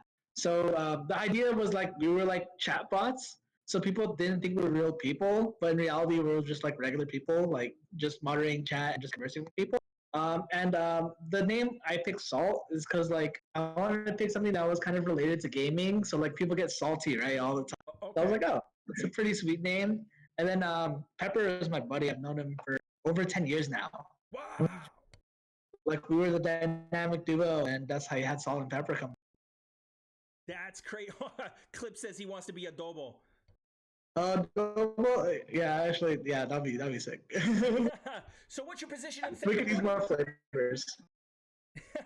So what do you do for Theta? What is your position? I know it's a startup. I know, just like Cliff, elaborated, startups have 50 million hats. What is the hat you wear more than other hats? Yeah, so specifically my title is community and marketing manager. So a lot of things I do was related to the community, whether it be working with different streamers, whether it be putting on events. Right now, a really focused that I've been really working on is regarding community management and upholding a policy and making sure like everyone who has a specific thing or like a conflict with another person, we make sure that we address it appropriately. And from my past experience, that's been something that I've been really able to apply, kind of like my jobs in the past to our current situation working with online with wonderful streamers. I mean, yeah. I mean, we've had interactions too and all that other stuff, and I know a lot of people have with you, and so community management really is a rough thing at times because it's almost like you can't make everybody happy. And hopefully people understand that Theta is really for the majority. I mean, everybody's important, but you're not going to turn around and just cater to only the 30% because Theta is also a business. So, what got you into gaming or the streaming industry? What got you to sitting in that chair right there? Honestly, it started as a kid. Like I was a big gamer, probably more than I should have. Right? Even like from the age of 7, I was playing this game called Counter-Strike. I don't know if you know what that is. I'm pretty sure. I know what that is. I watch people. There you go. Yeah, as a 13-year-old, I was pretty like competitive. Like I was playing like these amateur leagues and stuff like that, and doing all that fun stuff as a kid. And also, I was really into RuneScape, so like an MMO. Just learning kind of like entrepreneurship and even coding through these video games was really fun. But kind of like in my actual career that I have right now, it really started in college. I started a esports program type of deal at my college. We had the #1 collegiate CS:GO team in the nation. And from there I got to travel, meet a lot of people. It was super fun, and I just fell in love with it. Like that's something that, as a child, I was always questioned, like, why are you playing so many games? Like, why are you so interested in it? You're wasting your time, right? But coming from, being in college, creating lifelong friendships for people, and also getting them like 10K in scholarships, that's something that I'm like, wow, this is valuable. Why don't I just do this for the rest of my life, right? So that's kind of what happened. And after college, I had 2 offers. I had the offer to start a college program at a community college, Okay. and I had an offer at Sliver TV. And I was working at Sliver TV part-time at the time, and just working with the team and all the things I've learned here, I decided to stay. And that's kind of the story as it goes now. Well, that's crazy. I mean, that's amazing. So you come from the college era, you go through college, they want you. You're already with Sliver. Sliver's like, hey, they're probably really behind the scenes be like, look, we need to get this guy a full-time job. We're not giving him up to anybody else. So grab this part-timer, make him full-time. Do you currently stream, or do you just jump in everybody else's chat and kind of lurk to make sure that we're not being assholes? I have streamed a few times on Theta. Hopefully, a lot of the times when I used to stream was for events. Thankfully, we're working on events. So this Friday, we're going to have Theta's Got Talent. So I'll be hosting that this Friday. So I'm really excited to be back. But I do stream on, Beta and other platforms, just to keep in touch and just to understand like what the streaming ecosystem is like. I already have a suggestion, and I'm not going to put it in Discord. It would be really freaking cool if you can get some of your guys in there, whether it's you, Turbo, everybody else, at the same lunch hour, and just not pay any attention to us, and just stream on Theta, the whole crew playing like Call of Duty Ground War or Phantasy Star Online 2 when it comes out. Just whatever the hell you got going on, just all you guys with fucking 50 different damn webcams up and shit, and just seeing that your love for the platform is motivating, and you know, because there's other people like on other platforms that, like, you know, part of their job or whatever, I guess they have to stream an hour, and it's just, it almost makes it feel like it's not as fun when it's like you have to stream for an hour during work. Well, great. Yeah. I appreciate that. I love that. But I don't want to stream that shit. I want to stream me dying 16 times in Tekken 7 to that one dude that just came out. So, you know, things like, I mean, that would just be pretty cool. So Theta's got definitely. talent. Are you like the host? Are you going to dress up, suit and tie, be up there with a whole big studio deal coming out and be like, everybody, welcome to Theta's Got Talent. And our next contestant... Oh, no, you don't want to see that one. Yeah. Matter of fact, I hope you guys put the audition tape as like the pre-roll before you go into the live action. That shit would be hysterical. That would be cool. That's actually something we have planned. I think just the whole idea of the production of Theta's Got Talent, this is new for us. You know, we're just trying it out and seeing how it goes. But, you know, we are mindful of people in different time zones. So people may have to submit a video. We want them to submit like an intro with what their talent is. And hopefully many people will be able to actually perform live, but we'll see what happens and what people are able to do come Friday. Well, yeah, I mean, unfortunately for me, my big talent is like douchebaggery and assholeness, and it doesn't go too well. I mean, that's just natural. Yelling at soldiers is natural. Going to combat is natural. I don't got really...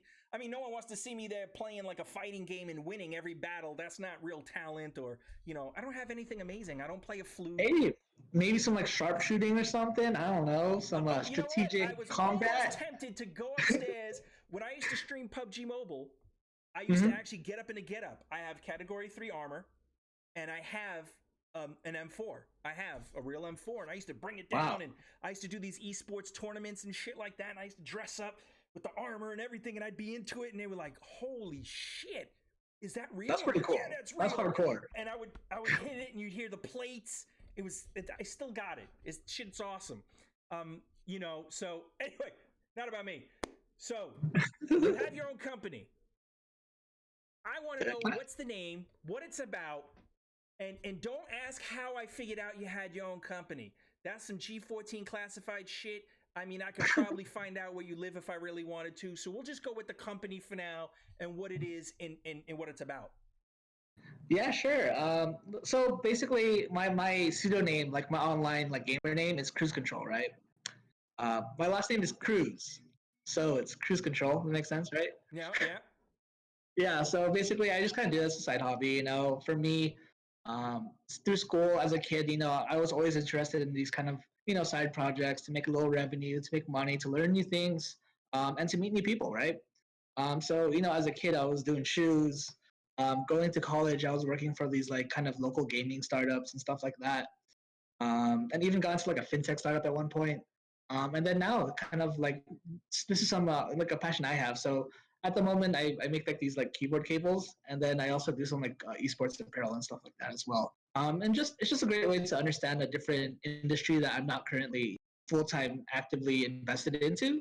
So it really gives me a really great way to kind of like broaden my horizon, understand different scopes of the industry, especially gaming, and just to, you know, learn more and meet more people. So it's been really cool to do all of that. Okay, so Clips just dropped the dime and said your cables are fire. So what kind of cables do you make? I mean, they're not jumper cables, so I want to know.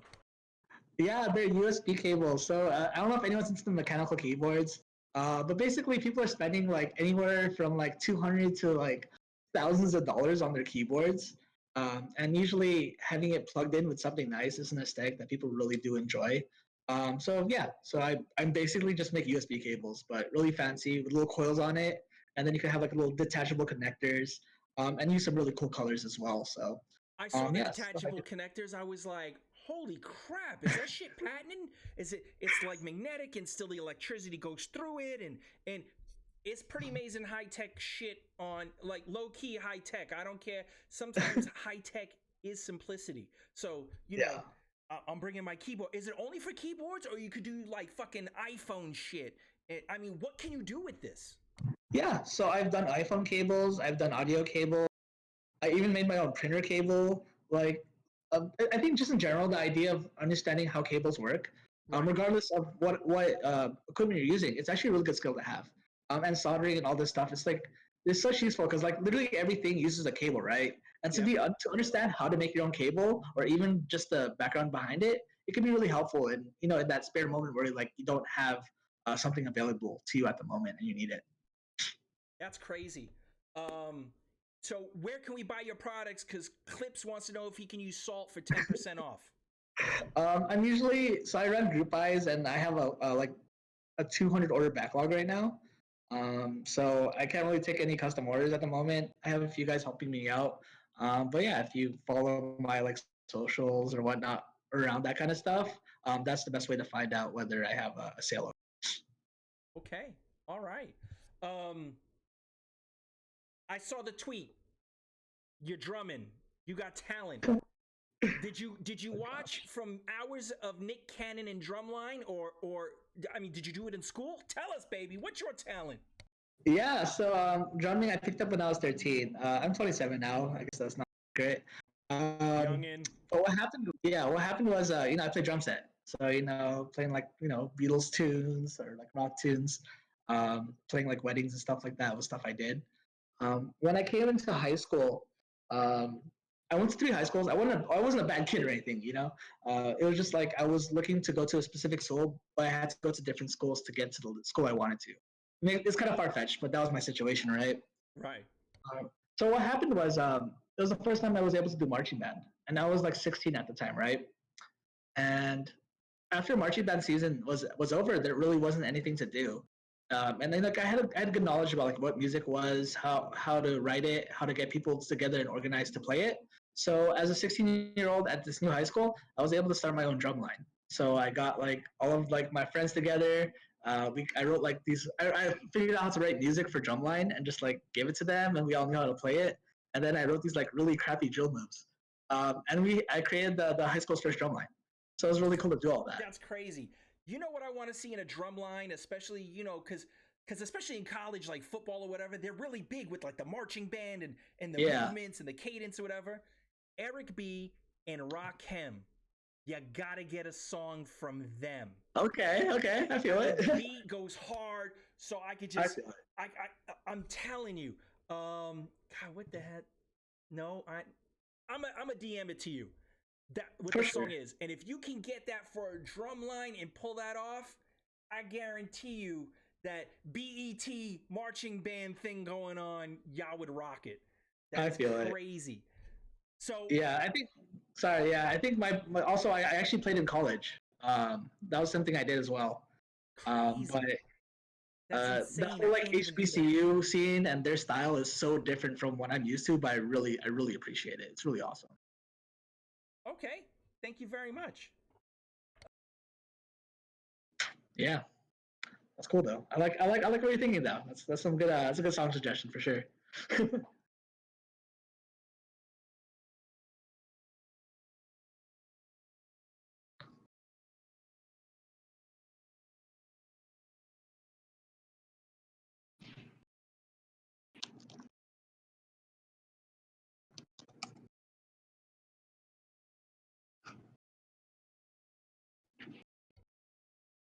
I'm sorry, can you hear me? What do you think about Theta now as opposed to when it first launched? Oh my. Yeah, that's quite been an experience because like I've been around Theta and Sliver for over 2 years now, which is pretty awesome, right? And I've seen that change, and it's been really cool to be a part of the change, right? From going to like CS:GO focused kind of streaming platform to getting individual streamers to finally transferring over all the way to the blockchain based streaming service. And I'm actually really happy with it. It's been awesome to see us focus on what works and what's valuable for the industry as a whole, And it's been really cool to be a part of that and actually have an influence on a lot of decisions being made. So, yeah, I'm very thankful for the opportunity that Theta gives me. And I've been able to learn a lot and been able to really make an impact in quite a few people's lives. So yeah, I think we're in a good place right now, and I'm really looking forward to the rest of this year. Okay, so can you disclose are you allowed to disclose future projects or anything going on? Not necessarily. I'm regarding the Theta network stuff. I'm not the most well versed in, but I do know there maybe some exciting stuff coming in the future. I can't really disclose anything. I mean, as far as the streaming platform, yeah. I mean, we're not worried about the blockchain. We know it's already awesome. Okay. So yeah, as far as Theta.tv, is there anything like a roadmap that you can divvy up, or just kind of tease us with a pinch of salt on it or something? Yeah, of course. I mean, I don't know if you've seen the roadmap. We have a public roadmap. I mean, it's pretty transparent. But we do listen to everyone there. All of our MOTGs, we actually take a bi-weekly survey from all of our streamers that they have in contact with for each month, and we take their requests. And from those requests, we find out what's more important and what is really critical for streamer success and just overall quality of life on the platform, and we add it to that actual the roadmap there. So I think a couple things that we have on the plate. I think raids is a big one, right? Right. And then I think there's something about panels, custom panels. I think that's something that's been in the talks already. Yeah, and I know that's going to take a web design deal or whatever. It's a little bit techie to make sure that the format fits the channel layout and all that. Yeah, of course. And then there's a couple other things. It's been a little minutes since I worked on it, but our engineers talk about it every day. They're looking for feedback, and they're really trying to make changes and make the platform better every day. And it's not a huge team or anything, and just the amount of heart and effort everyone here puts into it. It's pretty awesome to be a part of that and be in the trenches with them and really work through all these features and changes to really make the best thing we can make. So how do you feel about Turbo going to Japan? I'm kind of, I'm really happy for him because, especially for me and myself, I always wished I had the opportunity to leave the country for a couple of years and really, expand my knowledge and be in a different environment. So I'm actually really happy for him. I'm hoping him for the best, and it might give me a good excuse to visit Japan too. So that might be kind of cool. Yeah, I mean, for my work, for my government work, I actually work side by side with the Japanese Air Force. And, oh, cool. And so they always want me to go there. And my boss is like, ain't no way in hell I'm bringing your ghetto ass to Japan. You're going to get fucking arrested or the Yakuza going to kill you. I don't want to hear nothing about it. Which is not true because I'm one of the 40 employees that actually tries the hardest to learn their culture. So when they come over to the U.S., it's not much of a gap for them. I try and talk Japanese and everything. Hey, Farticus wants to know which one of your mods might be an MOTG someday. If anyone's local to the Bay Area, we're looking for folks local. Who knows, Okay, but why do you have to be local? Why? Most of the stuff, managing a community can be remote. Being an MOTG could be remote. I mean, we have all this technology. Look, I'm talking to you through freaking Discord. And we could put 8 fools in there up on Discord. Today's weekly meeting, everybody could be in the shitter in their house doing a weekly meeting. I get it. So, I mean, come on. And with remote, you don't have to pay as much as if someone lived in the San Francisco area because it's expensive as shit. Yeah, I do 100% understand where you're coming from. But specifically with the constraints and the other duties that, are often not seen, it requires to be local for the position. Wow. Going for Chinese food does not cut it. But I think on your what you're kind of saying, I do think that's actually really good. It makes me think of something that would be awesome too as well, right? Maybe if there wasn't necessarily an MOTG role, but maybe a community ambassador role that could be remote. I think that might be a cool kind of opportunity to kind of explore, especially as we grow. But if anyone has ideas or has any structure about something, a program like that, that'd be super cool. Sorry, I'm a little under the weather. there has to be someone. Who's your favorite Theta streamer? There has to be someone that you're checking out that you're like, dude, I'm sitting on the toilet, I'm watching this guy. He's that funny, or he's just that enjoyable. Who is that streamer to you? I can't take any. I can't make any favorites. I just can't do it. I just can't. It's not. I like different streamers for different reasons, and I can kind of. See, I that's can come to fair. kind of I that, finally right? got a question that no one wants to answer. I love it. Fabulous. So New York City or Chicago pizza? New York City, 100%. Oh, thank you, God. Thank you. Tekken and Street Fighter. But I will say there's a different level of greatness from spot to spot in New York, though. That's what I've learned. Oh, really? Yeah. Well, that's true. Yeah. Depending where you are in New York is, it's good pizza. It's just because it's New York, but there's better pizza in certain areas. So yeah. Tekken or Street Fighter? Street Fighter. Oh man, that's what I'm talking about. I think for me, I was like, I watched those clips of like old school Street Fighter, where there's these crazy matches that happen, and really, the impact that Street Fighter itself had on the the scope of FGC and esports. I really respect the whole history behind Street Fighter specifically. I can't believe that these people actually have custom built joysticks and all this, and I'm like, dude, it's made for a console. Can you use the freaking console remote? No shit. I was doing a live fire with some Army guys, and one of the lieutenants was on the Army esports team. And I was like, well, what the hell do you play? Nice. He's like, Street Fighter. I'm like, get the fuck out of here. Really? Are you good? He's like, well, I'm pretty good. I even make my own custom remotes. I'm like, oh, I don't want to hear it no more. I don't want to hear it. 6 buttons against this. I got it. Like, if it was a stand-up Street Fighter, I would have whipped his ass because I could do 6 buttons too easy. Okay, I see you. Okay. I could play fighting games. Don't play fighting games in my house, especially like Mortal Kombat, because my wife likes Mortal Kombat. I literally was like the champ in the house for like an hour and a half, and I'm like, yo, I'm going to bed, man. Y'all figure out who's second, because I already had this shit on lock. Nice. I'm evil, and I do not care if you're family. I will crush your hopes and dreams. Mobile, or console / PC gaming. What do you think is the hotness? Mobile, or is it PC console? For me, it's always PC. I mean, that's just what I've had my whole life, right? And I don't foresee myself leaving it. But I think in the grand scheme of things, with like wide adoption, mobile makes a lot of sense for them. Okay, all right. Yeah. Partner role, in your opinion. This is not your opinion based off the company and everything else. This is Josh Cruise Control, salty salt, the best seasoning for high blood pressure results. This is your opinion on what a partner role should be, or a partner should encompass within them. Yeah, I think in general for a partner role, I mean, this is something that we're actually actively ironing right now. Like, there has to be some specific metrics that are deemed valuable for mutually, because as being a streamer on our platform, like it's not necessarily free to run your stream there, right? Because there's the ingester that we allocate to your stream, but at the same time, we really, despite people's size or viewership, we really are looking for folks who are representatives. Like, we want people to represent the site well.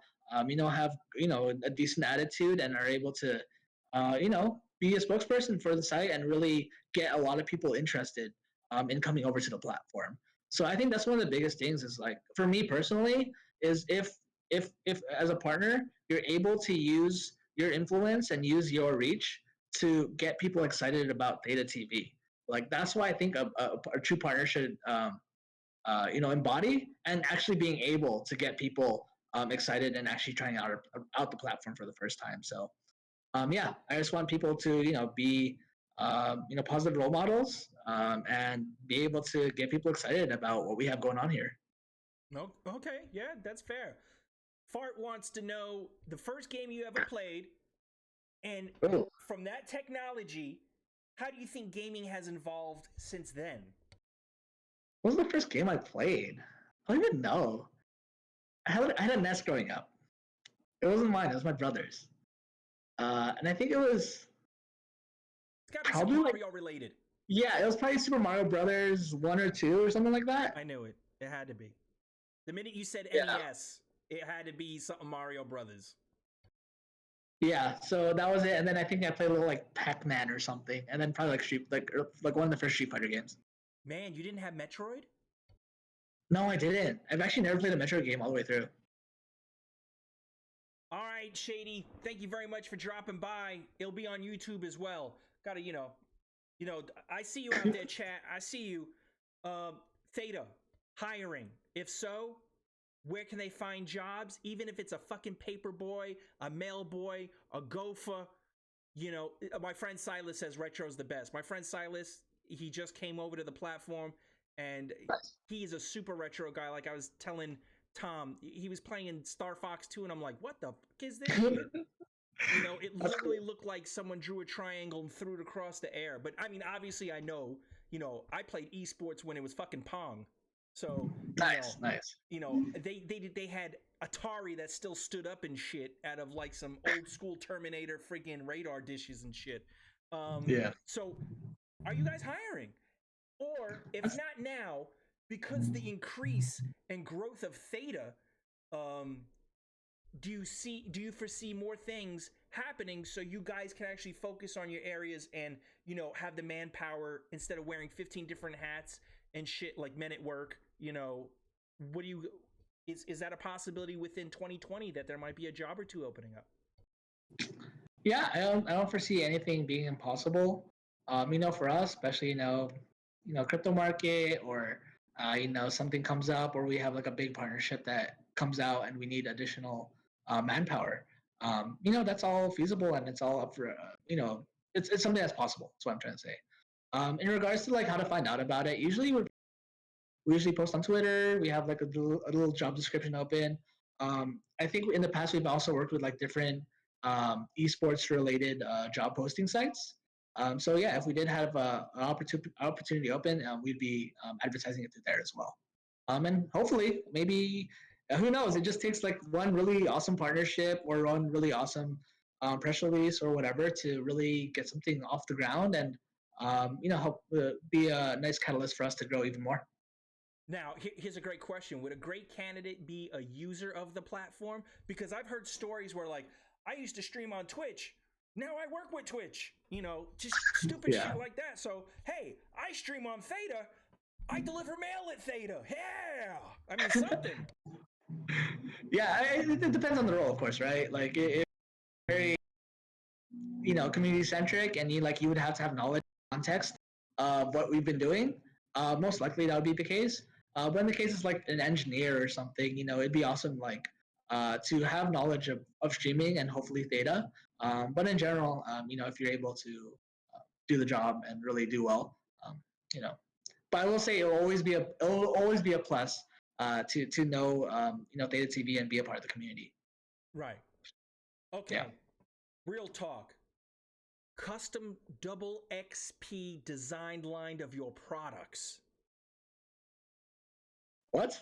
Custom DoubleXP design products. That's right. DoubleXP. So Josh Cruz Control and his company have a special line of gaming products, DoubleXP style. Hey, it could work. I'm a big fan of your kind of colors that you. So yeah, why not? Okay, I love it. I love it. Brand ambassadorship. Last question. This is a real good time to totally punch me in the face verbally. What do y'all think of this podcast? Because a lot of streamers say, hey, this is the shit on Theta. And it's probably one of the very few, if not the only one still out there. So what do y'all think about it? Because, I'm curious. Is this something, hey, should I continue this? Because it's fun and it brings other bodies out there. And obviously, like Tom from eFuse, he wasn't on Theta. But now, boom, yeah. He's now at least a user, a viewer. He's an email address. He's got his own little thing up there, so he's part of the Theta fam too. So, nice. other people are jumping in. So, I mean, what do you think about the podcast, whether it's the content or the ability for Theta to leverage it to something, to benefit? Yeah, I think just in general, this is great content, right? This is unique. It's awesome that you've been able to get so many great people to talk to, and I'm sure for for me and just networking, like this is a great opportunity for me to, get to know you better and as well as to learn more about the people that you've interviewed, right? But just in general for us, on the Theta side, it's cool seeing this type of content. We really want to drive these opportunities for people to collaborate as you are collaborating with different creators and different people in the gaming industry, which is awesome. And also in the sense of us, trying to, if we can grow it and, if we can find different people who are interested in being a part of it or supporting it, I think that's a great opportunity to really, grow into different avenues, especially with stuff like this podcast. It's really cool that you've been really able to prepare all the questions and prepare your little your presentation, like the stream quality that you have and like the way it's arranged, and like you even have like clips playing in between like the different people. Like that's really awesome, and like we really really appreciate the effort that you're actually going into to put this on, and that's awesome. But yeah, I don't know. It's just nothing but good things. Like in the case, like you could ever need anything or never had any requests for us to kind of help you with this podcast, oh yeah, feel free to reach out and hopefully we can do what we can to help you out with what you're doing here. And if it's something you enjoy doing, like keep doing it, right? Like if you find something that you find success in, like dude, keep rocking it. It seems like you're doing pretty well with this, and yeah, I wish you all the best. And it's kind of cool, having sharing stories and talking to people. So yeah, I appreciate question that just came up. I'm sorry to cut you off, but I got to. No worries. No, go ahead. ThetaCon. When are we doing it, baby? When are we doing it? Yeah. When are we gonna have a convention of ThetaCon live in Vegas in the backyard of Virus, and everybody else is coming over? We're gonna have it at Virus's apartment complex. We're just gonna take up the whole fucking place. But yeah, seriously, has Theta thought about, with all the conventions they're going to, and how about bringing them fuckers to you? Yeah, I feel it. Honestly, at where we're at the moment, it's kind of odd. I'm not sure. Maybe it's, but maybe like a meetup. Maybe we're at some convention or something just because, and we can do a meetup, or we can do like a little dinner, or like an event, or like I don't know, something like that, just to gather all together. I do remember TwitchCon 2 years ago. We actually had a dinner with all of our partners, and Cliff was there, and a bunch of other folks from like Energy Esports and Method. And it was cool just to be there, like as Sliver fam, and just having dinner and hanging out, chatting, having some drinks. Like that's a good time, right? But in general, I think if there's any opportunity for us to kind of bring people together, preferably people local. I'm not sure if we can have like a full-fledged like 1,000-person convention at this point, but maybe in the future. I'll make that happen. Hey, we don't know. Honestly, we'll see what we have, and if we blow up, and if we see a lot of interest in it, and there's the demand for it and the support for it, I can see it happening in not too distant future. Okay, so Clips has a question before we go. What's the next event you guys are attending? Ooh, that's a great question. I don't know. Let me look real quick. I know for myself, I'm gonna be in Denver for a thing called KeyCon. It's like a keyboard convention, which is kind of not business really related. Everybody relevant. go to Denver, KeyCon, escape, alt, control, alt, delete it, baby. Yeah, in regards to like gaming, I'm not sure. I haven't seen the calendar yet. But yeah, we usually keep people in the loop, and we usually like tweet out when we're going to a convention or an event. So yeah, just keep an eye out on that, and we will let people know if we're gonna be somewhere. Okay, well that's pretty awesome. I would say tell Kyle that a great team bonding experience should happen in Disneyland, like around the week of March 9th. March 9th. It's kind of soon. That's when I'll be in California. But since I'm coming to Cali in March 9th. I'm taking the family to Disneyland and all that. So I think it'd be an amazing team bonding experience of y'all watching my 4-year-old go crazy while we talk about insanity and just stupid shit. And maybe That's with cool. each other with water guns. It's funny. We were actually all in that area this past weekend. Man, why the fuck isn't my? Why do I always feel like I'm late to the party, man? Come on. Yeah, there's DreamHack Anaheim, and that's like really next to Disneyland. Right. Yeah, it is. It is. Well, you still need to go down there. See, that was like business related. This is more team building. This is. I feel it. This is like, you know what? Because I remember one time I sent a picture to Kyle that we were at Top Golf. So we at the government, on government time, we went to Top Golf. I can't golf for shit. But just to be away from the boss and just as our own small little section of 11 people, that shit was amazing. So, you know, what do you have, like 20-something people that work there? Just only take like the 10 cool kids and go. Yeah, we've kind of done some of these bonding things. Like we've had like LAN, like our team, and like sometimes we go out for dinner and stuff like that. It's always a good time just to get out of the office and just like hang out, like not related to work. So we'll see. I don't know. And then live stream it on Theta. Yeah. See, that's where you need the Theta mobile app that just far surpasses anyone, that you can actually do this IRL straight to Theta. I know it's been said, but now there's a great opportunity for you to not miss any way to sell or convince the product or anything with a Theta.tv live stream function on your app. Go live from Theta TV mobile. That'd be pretty sweet. I think that's actually a really cool suggestion. I think someone has the code on GitHub. It's always all over the place anyway. Yeah, and I know for OBS, there's like mobile versions of OBS. You can actually live stream on mobile already. Yeah, well, I mean, there's slobs and there's other people too and stuff like that. Yeah. So that's on the Theta app would be super cool. Yeah, I understand. Yeah, I mean, keep it. It's just another use for people to do cool stuff. Yeah. So that's it, brother. You know, Cool. Thank you for the large amount of time I've taken and for you staying late, because I watched it get darker and darker as I see the building across from you. I don't got a clue what it says. San Francisco Times or some shit. I don't know. But I know it's a really big building somewhere over there with lots of lights. And Yeah, it's like a mall. They've been building this new mall thing for like the past year or two. So it's oh my been God, fun. y'all should move into the mall. We'll see one day. You guys should have something at the mall. Stream live, Theta TV in the mall, blah, blah, blah. Sign up now. That's kind of cool. That's actually a cool idea. That's why I need to work for y'all. Anyway, I greatly appreciate it. And thank you so much. Jump in my chat before you leave so I can give you the experience badge. You know, badge collecting is like a big deal on Theta, and only the people that are guests get that badge. No one else gets it. So I thank you for everything. God bless, man. And I hope to, talk to you guys again. Yeah, dude. Yeah, it's been a pleasure talking to you on Discord and here now. Yeah, dude. It's so much nicer here than it is on Discord.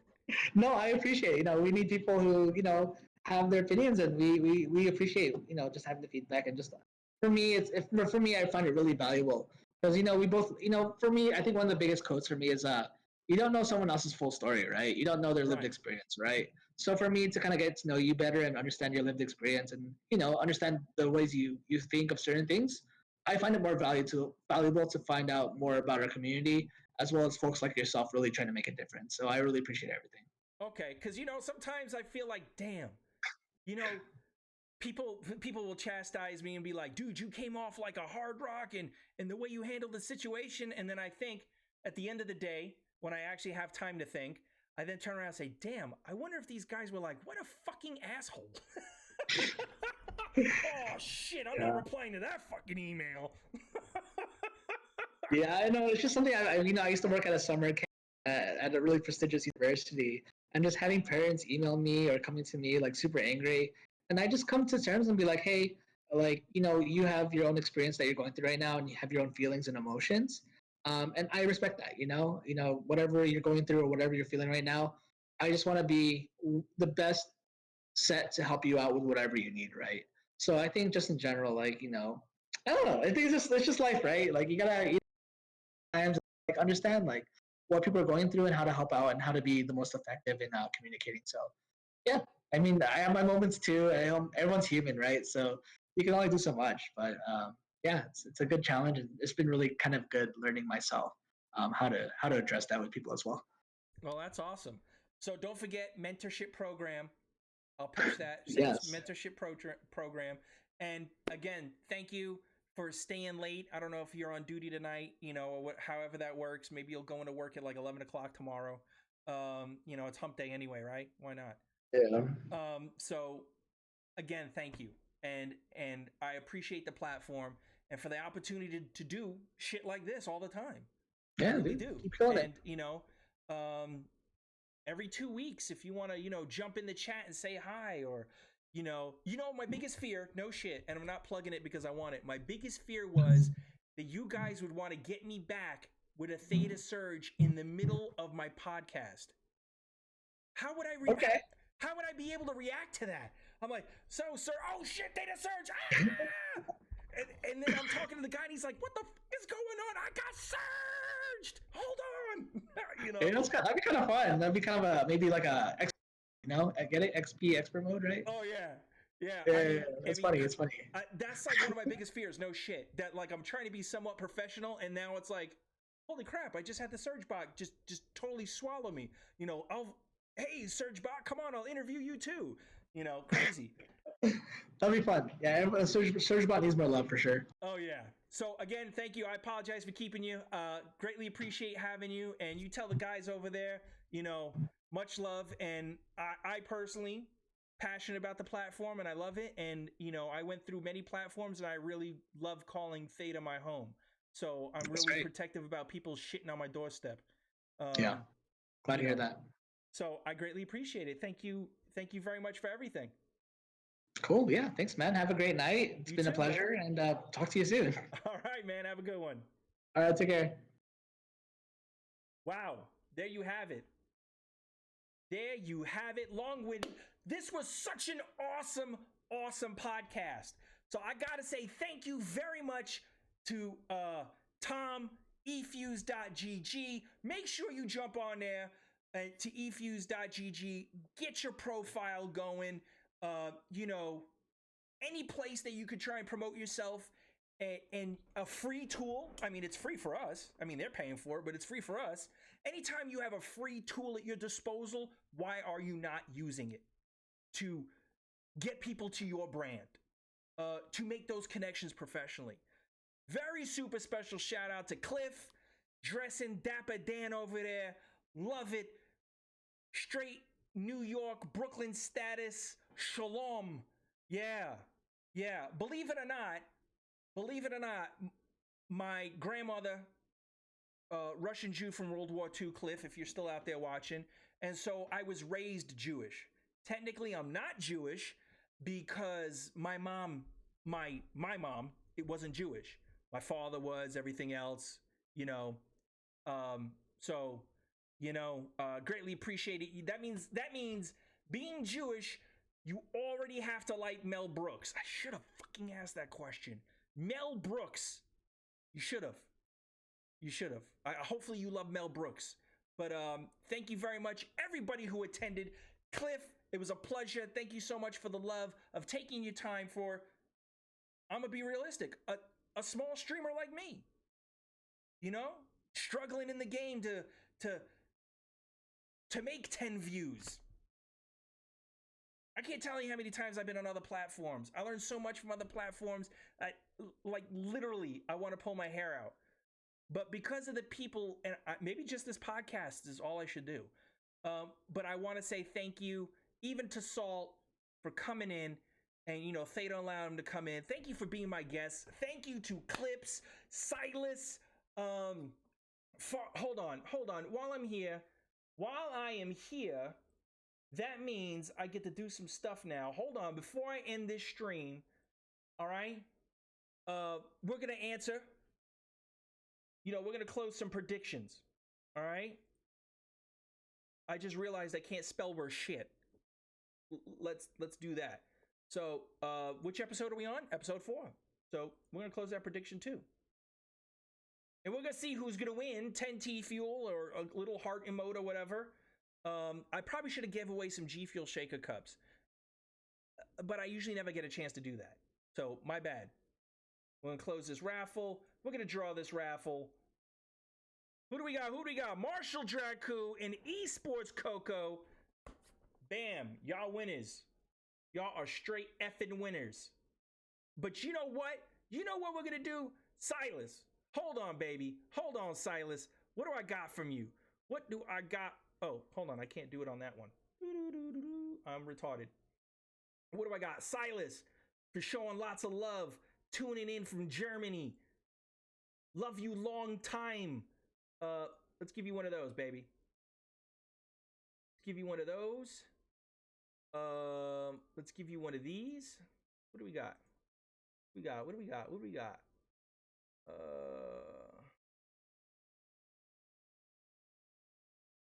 Man, I didn't get a supply drop? Oh, I did, but not everything.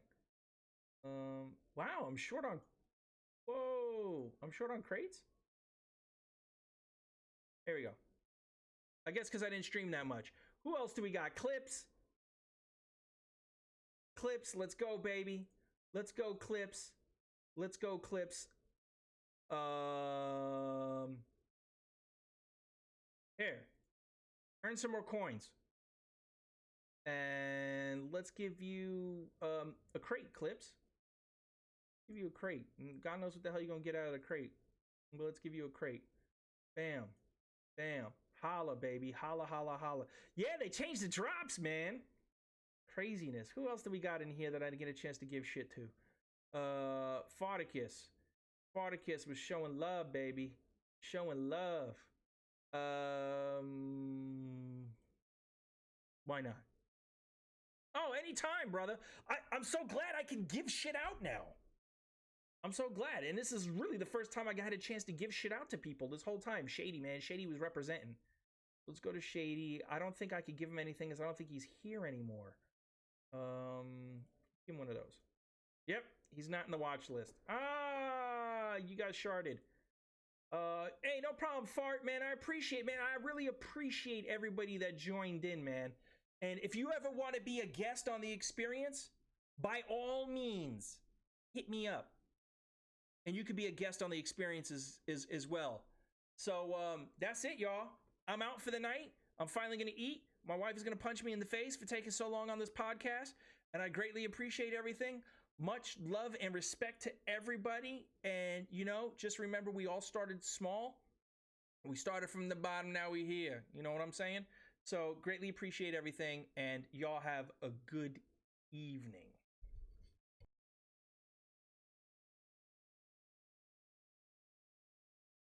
Into the realm of death. What did you see? I had a dream.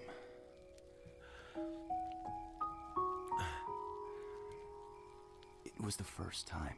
The first that I was really scared.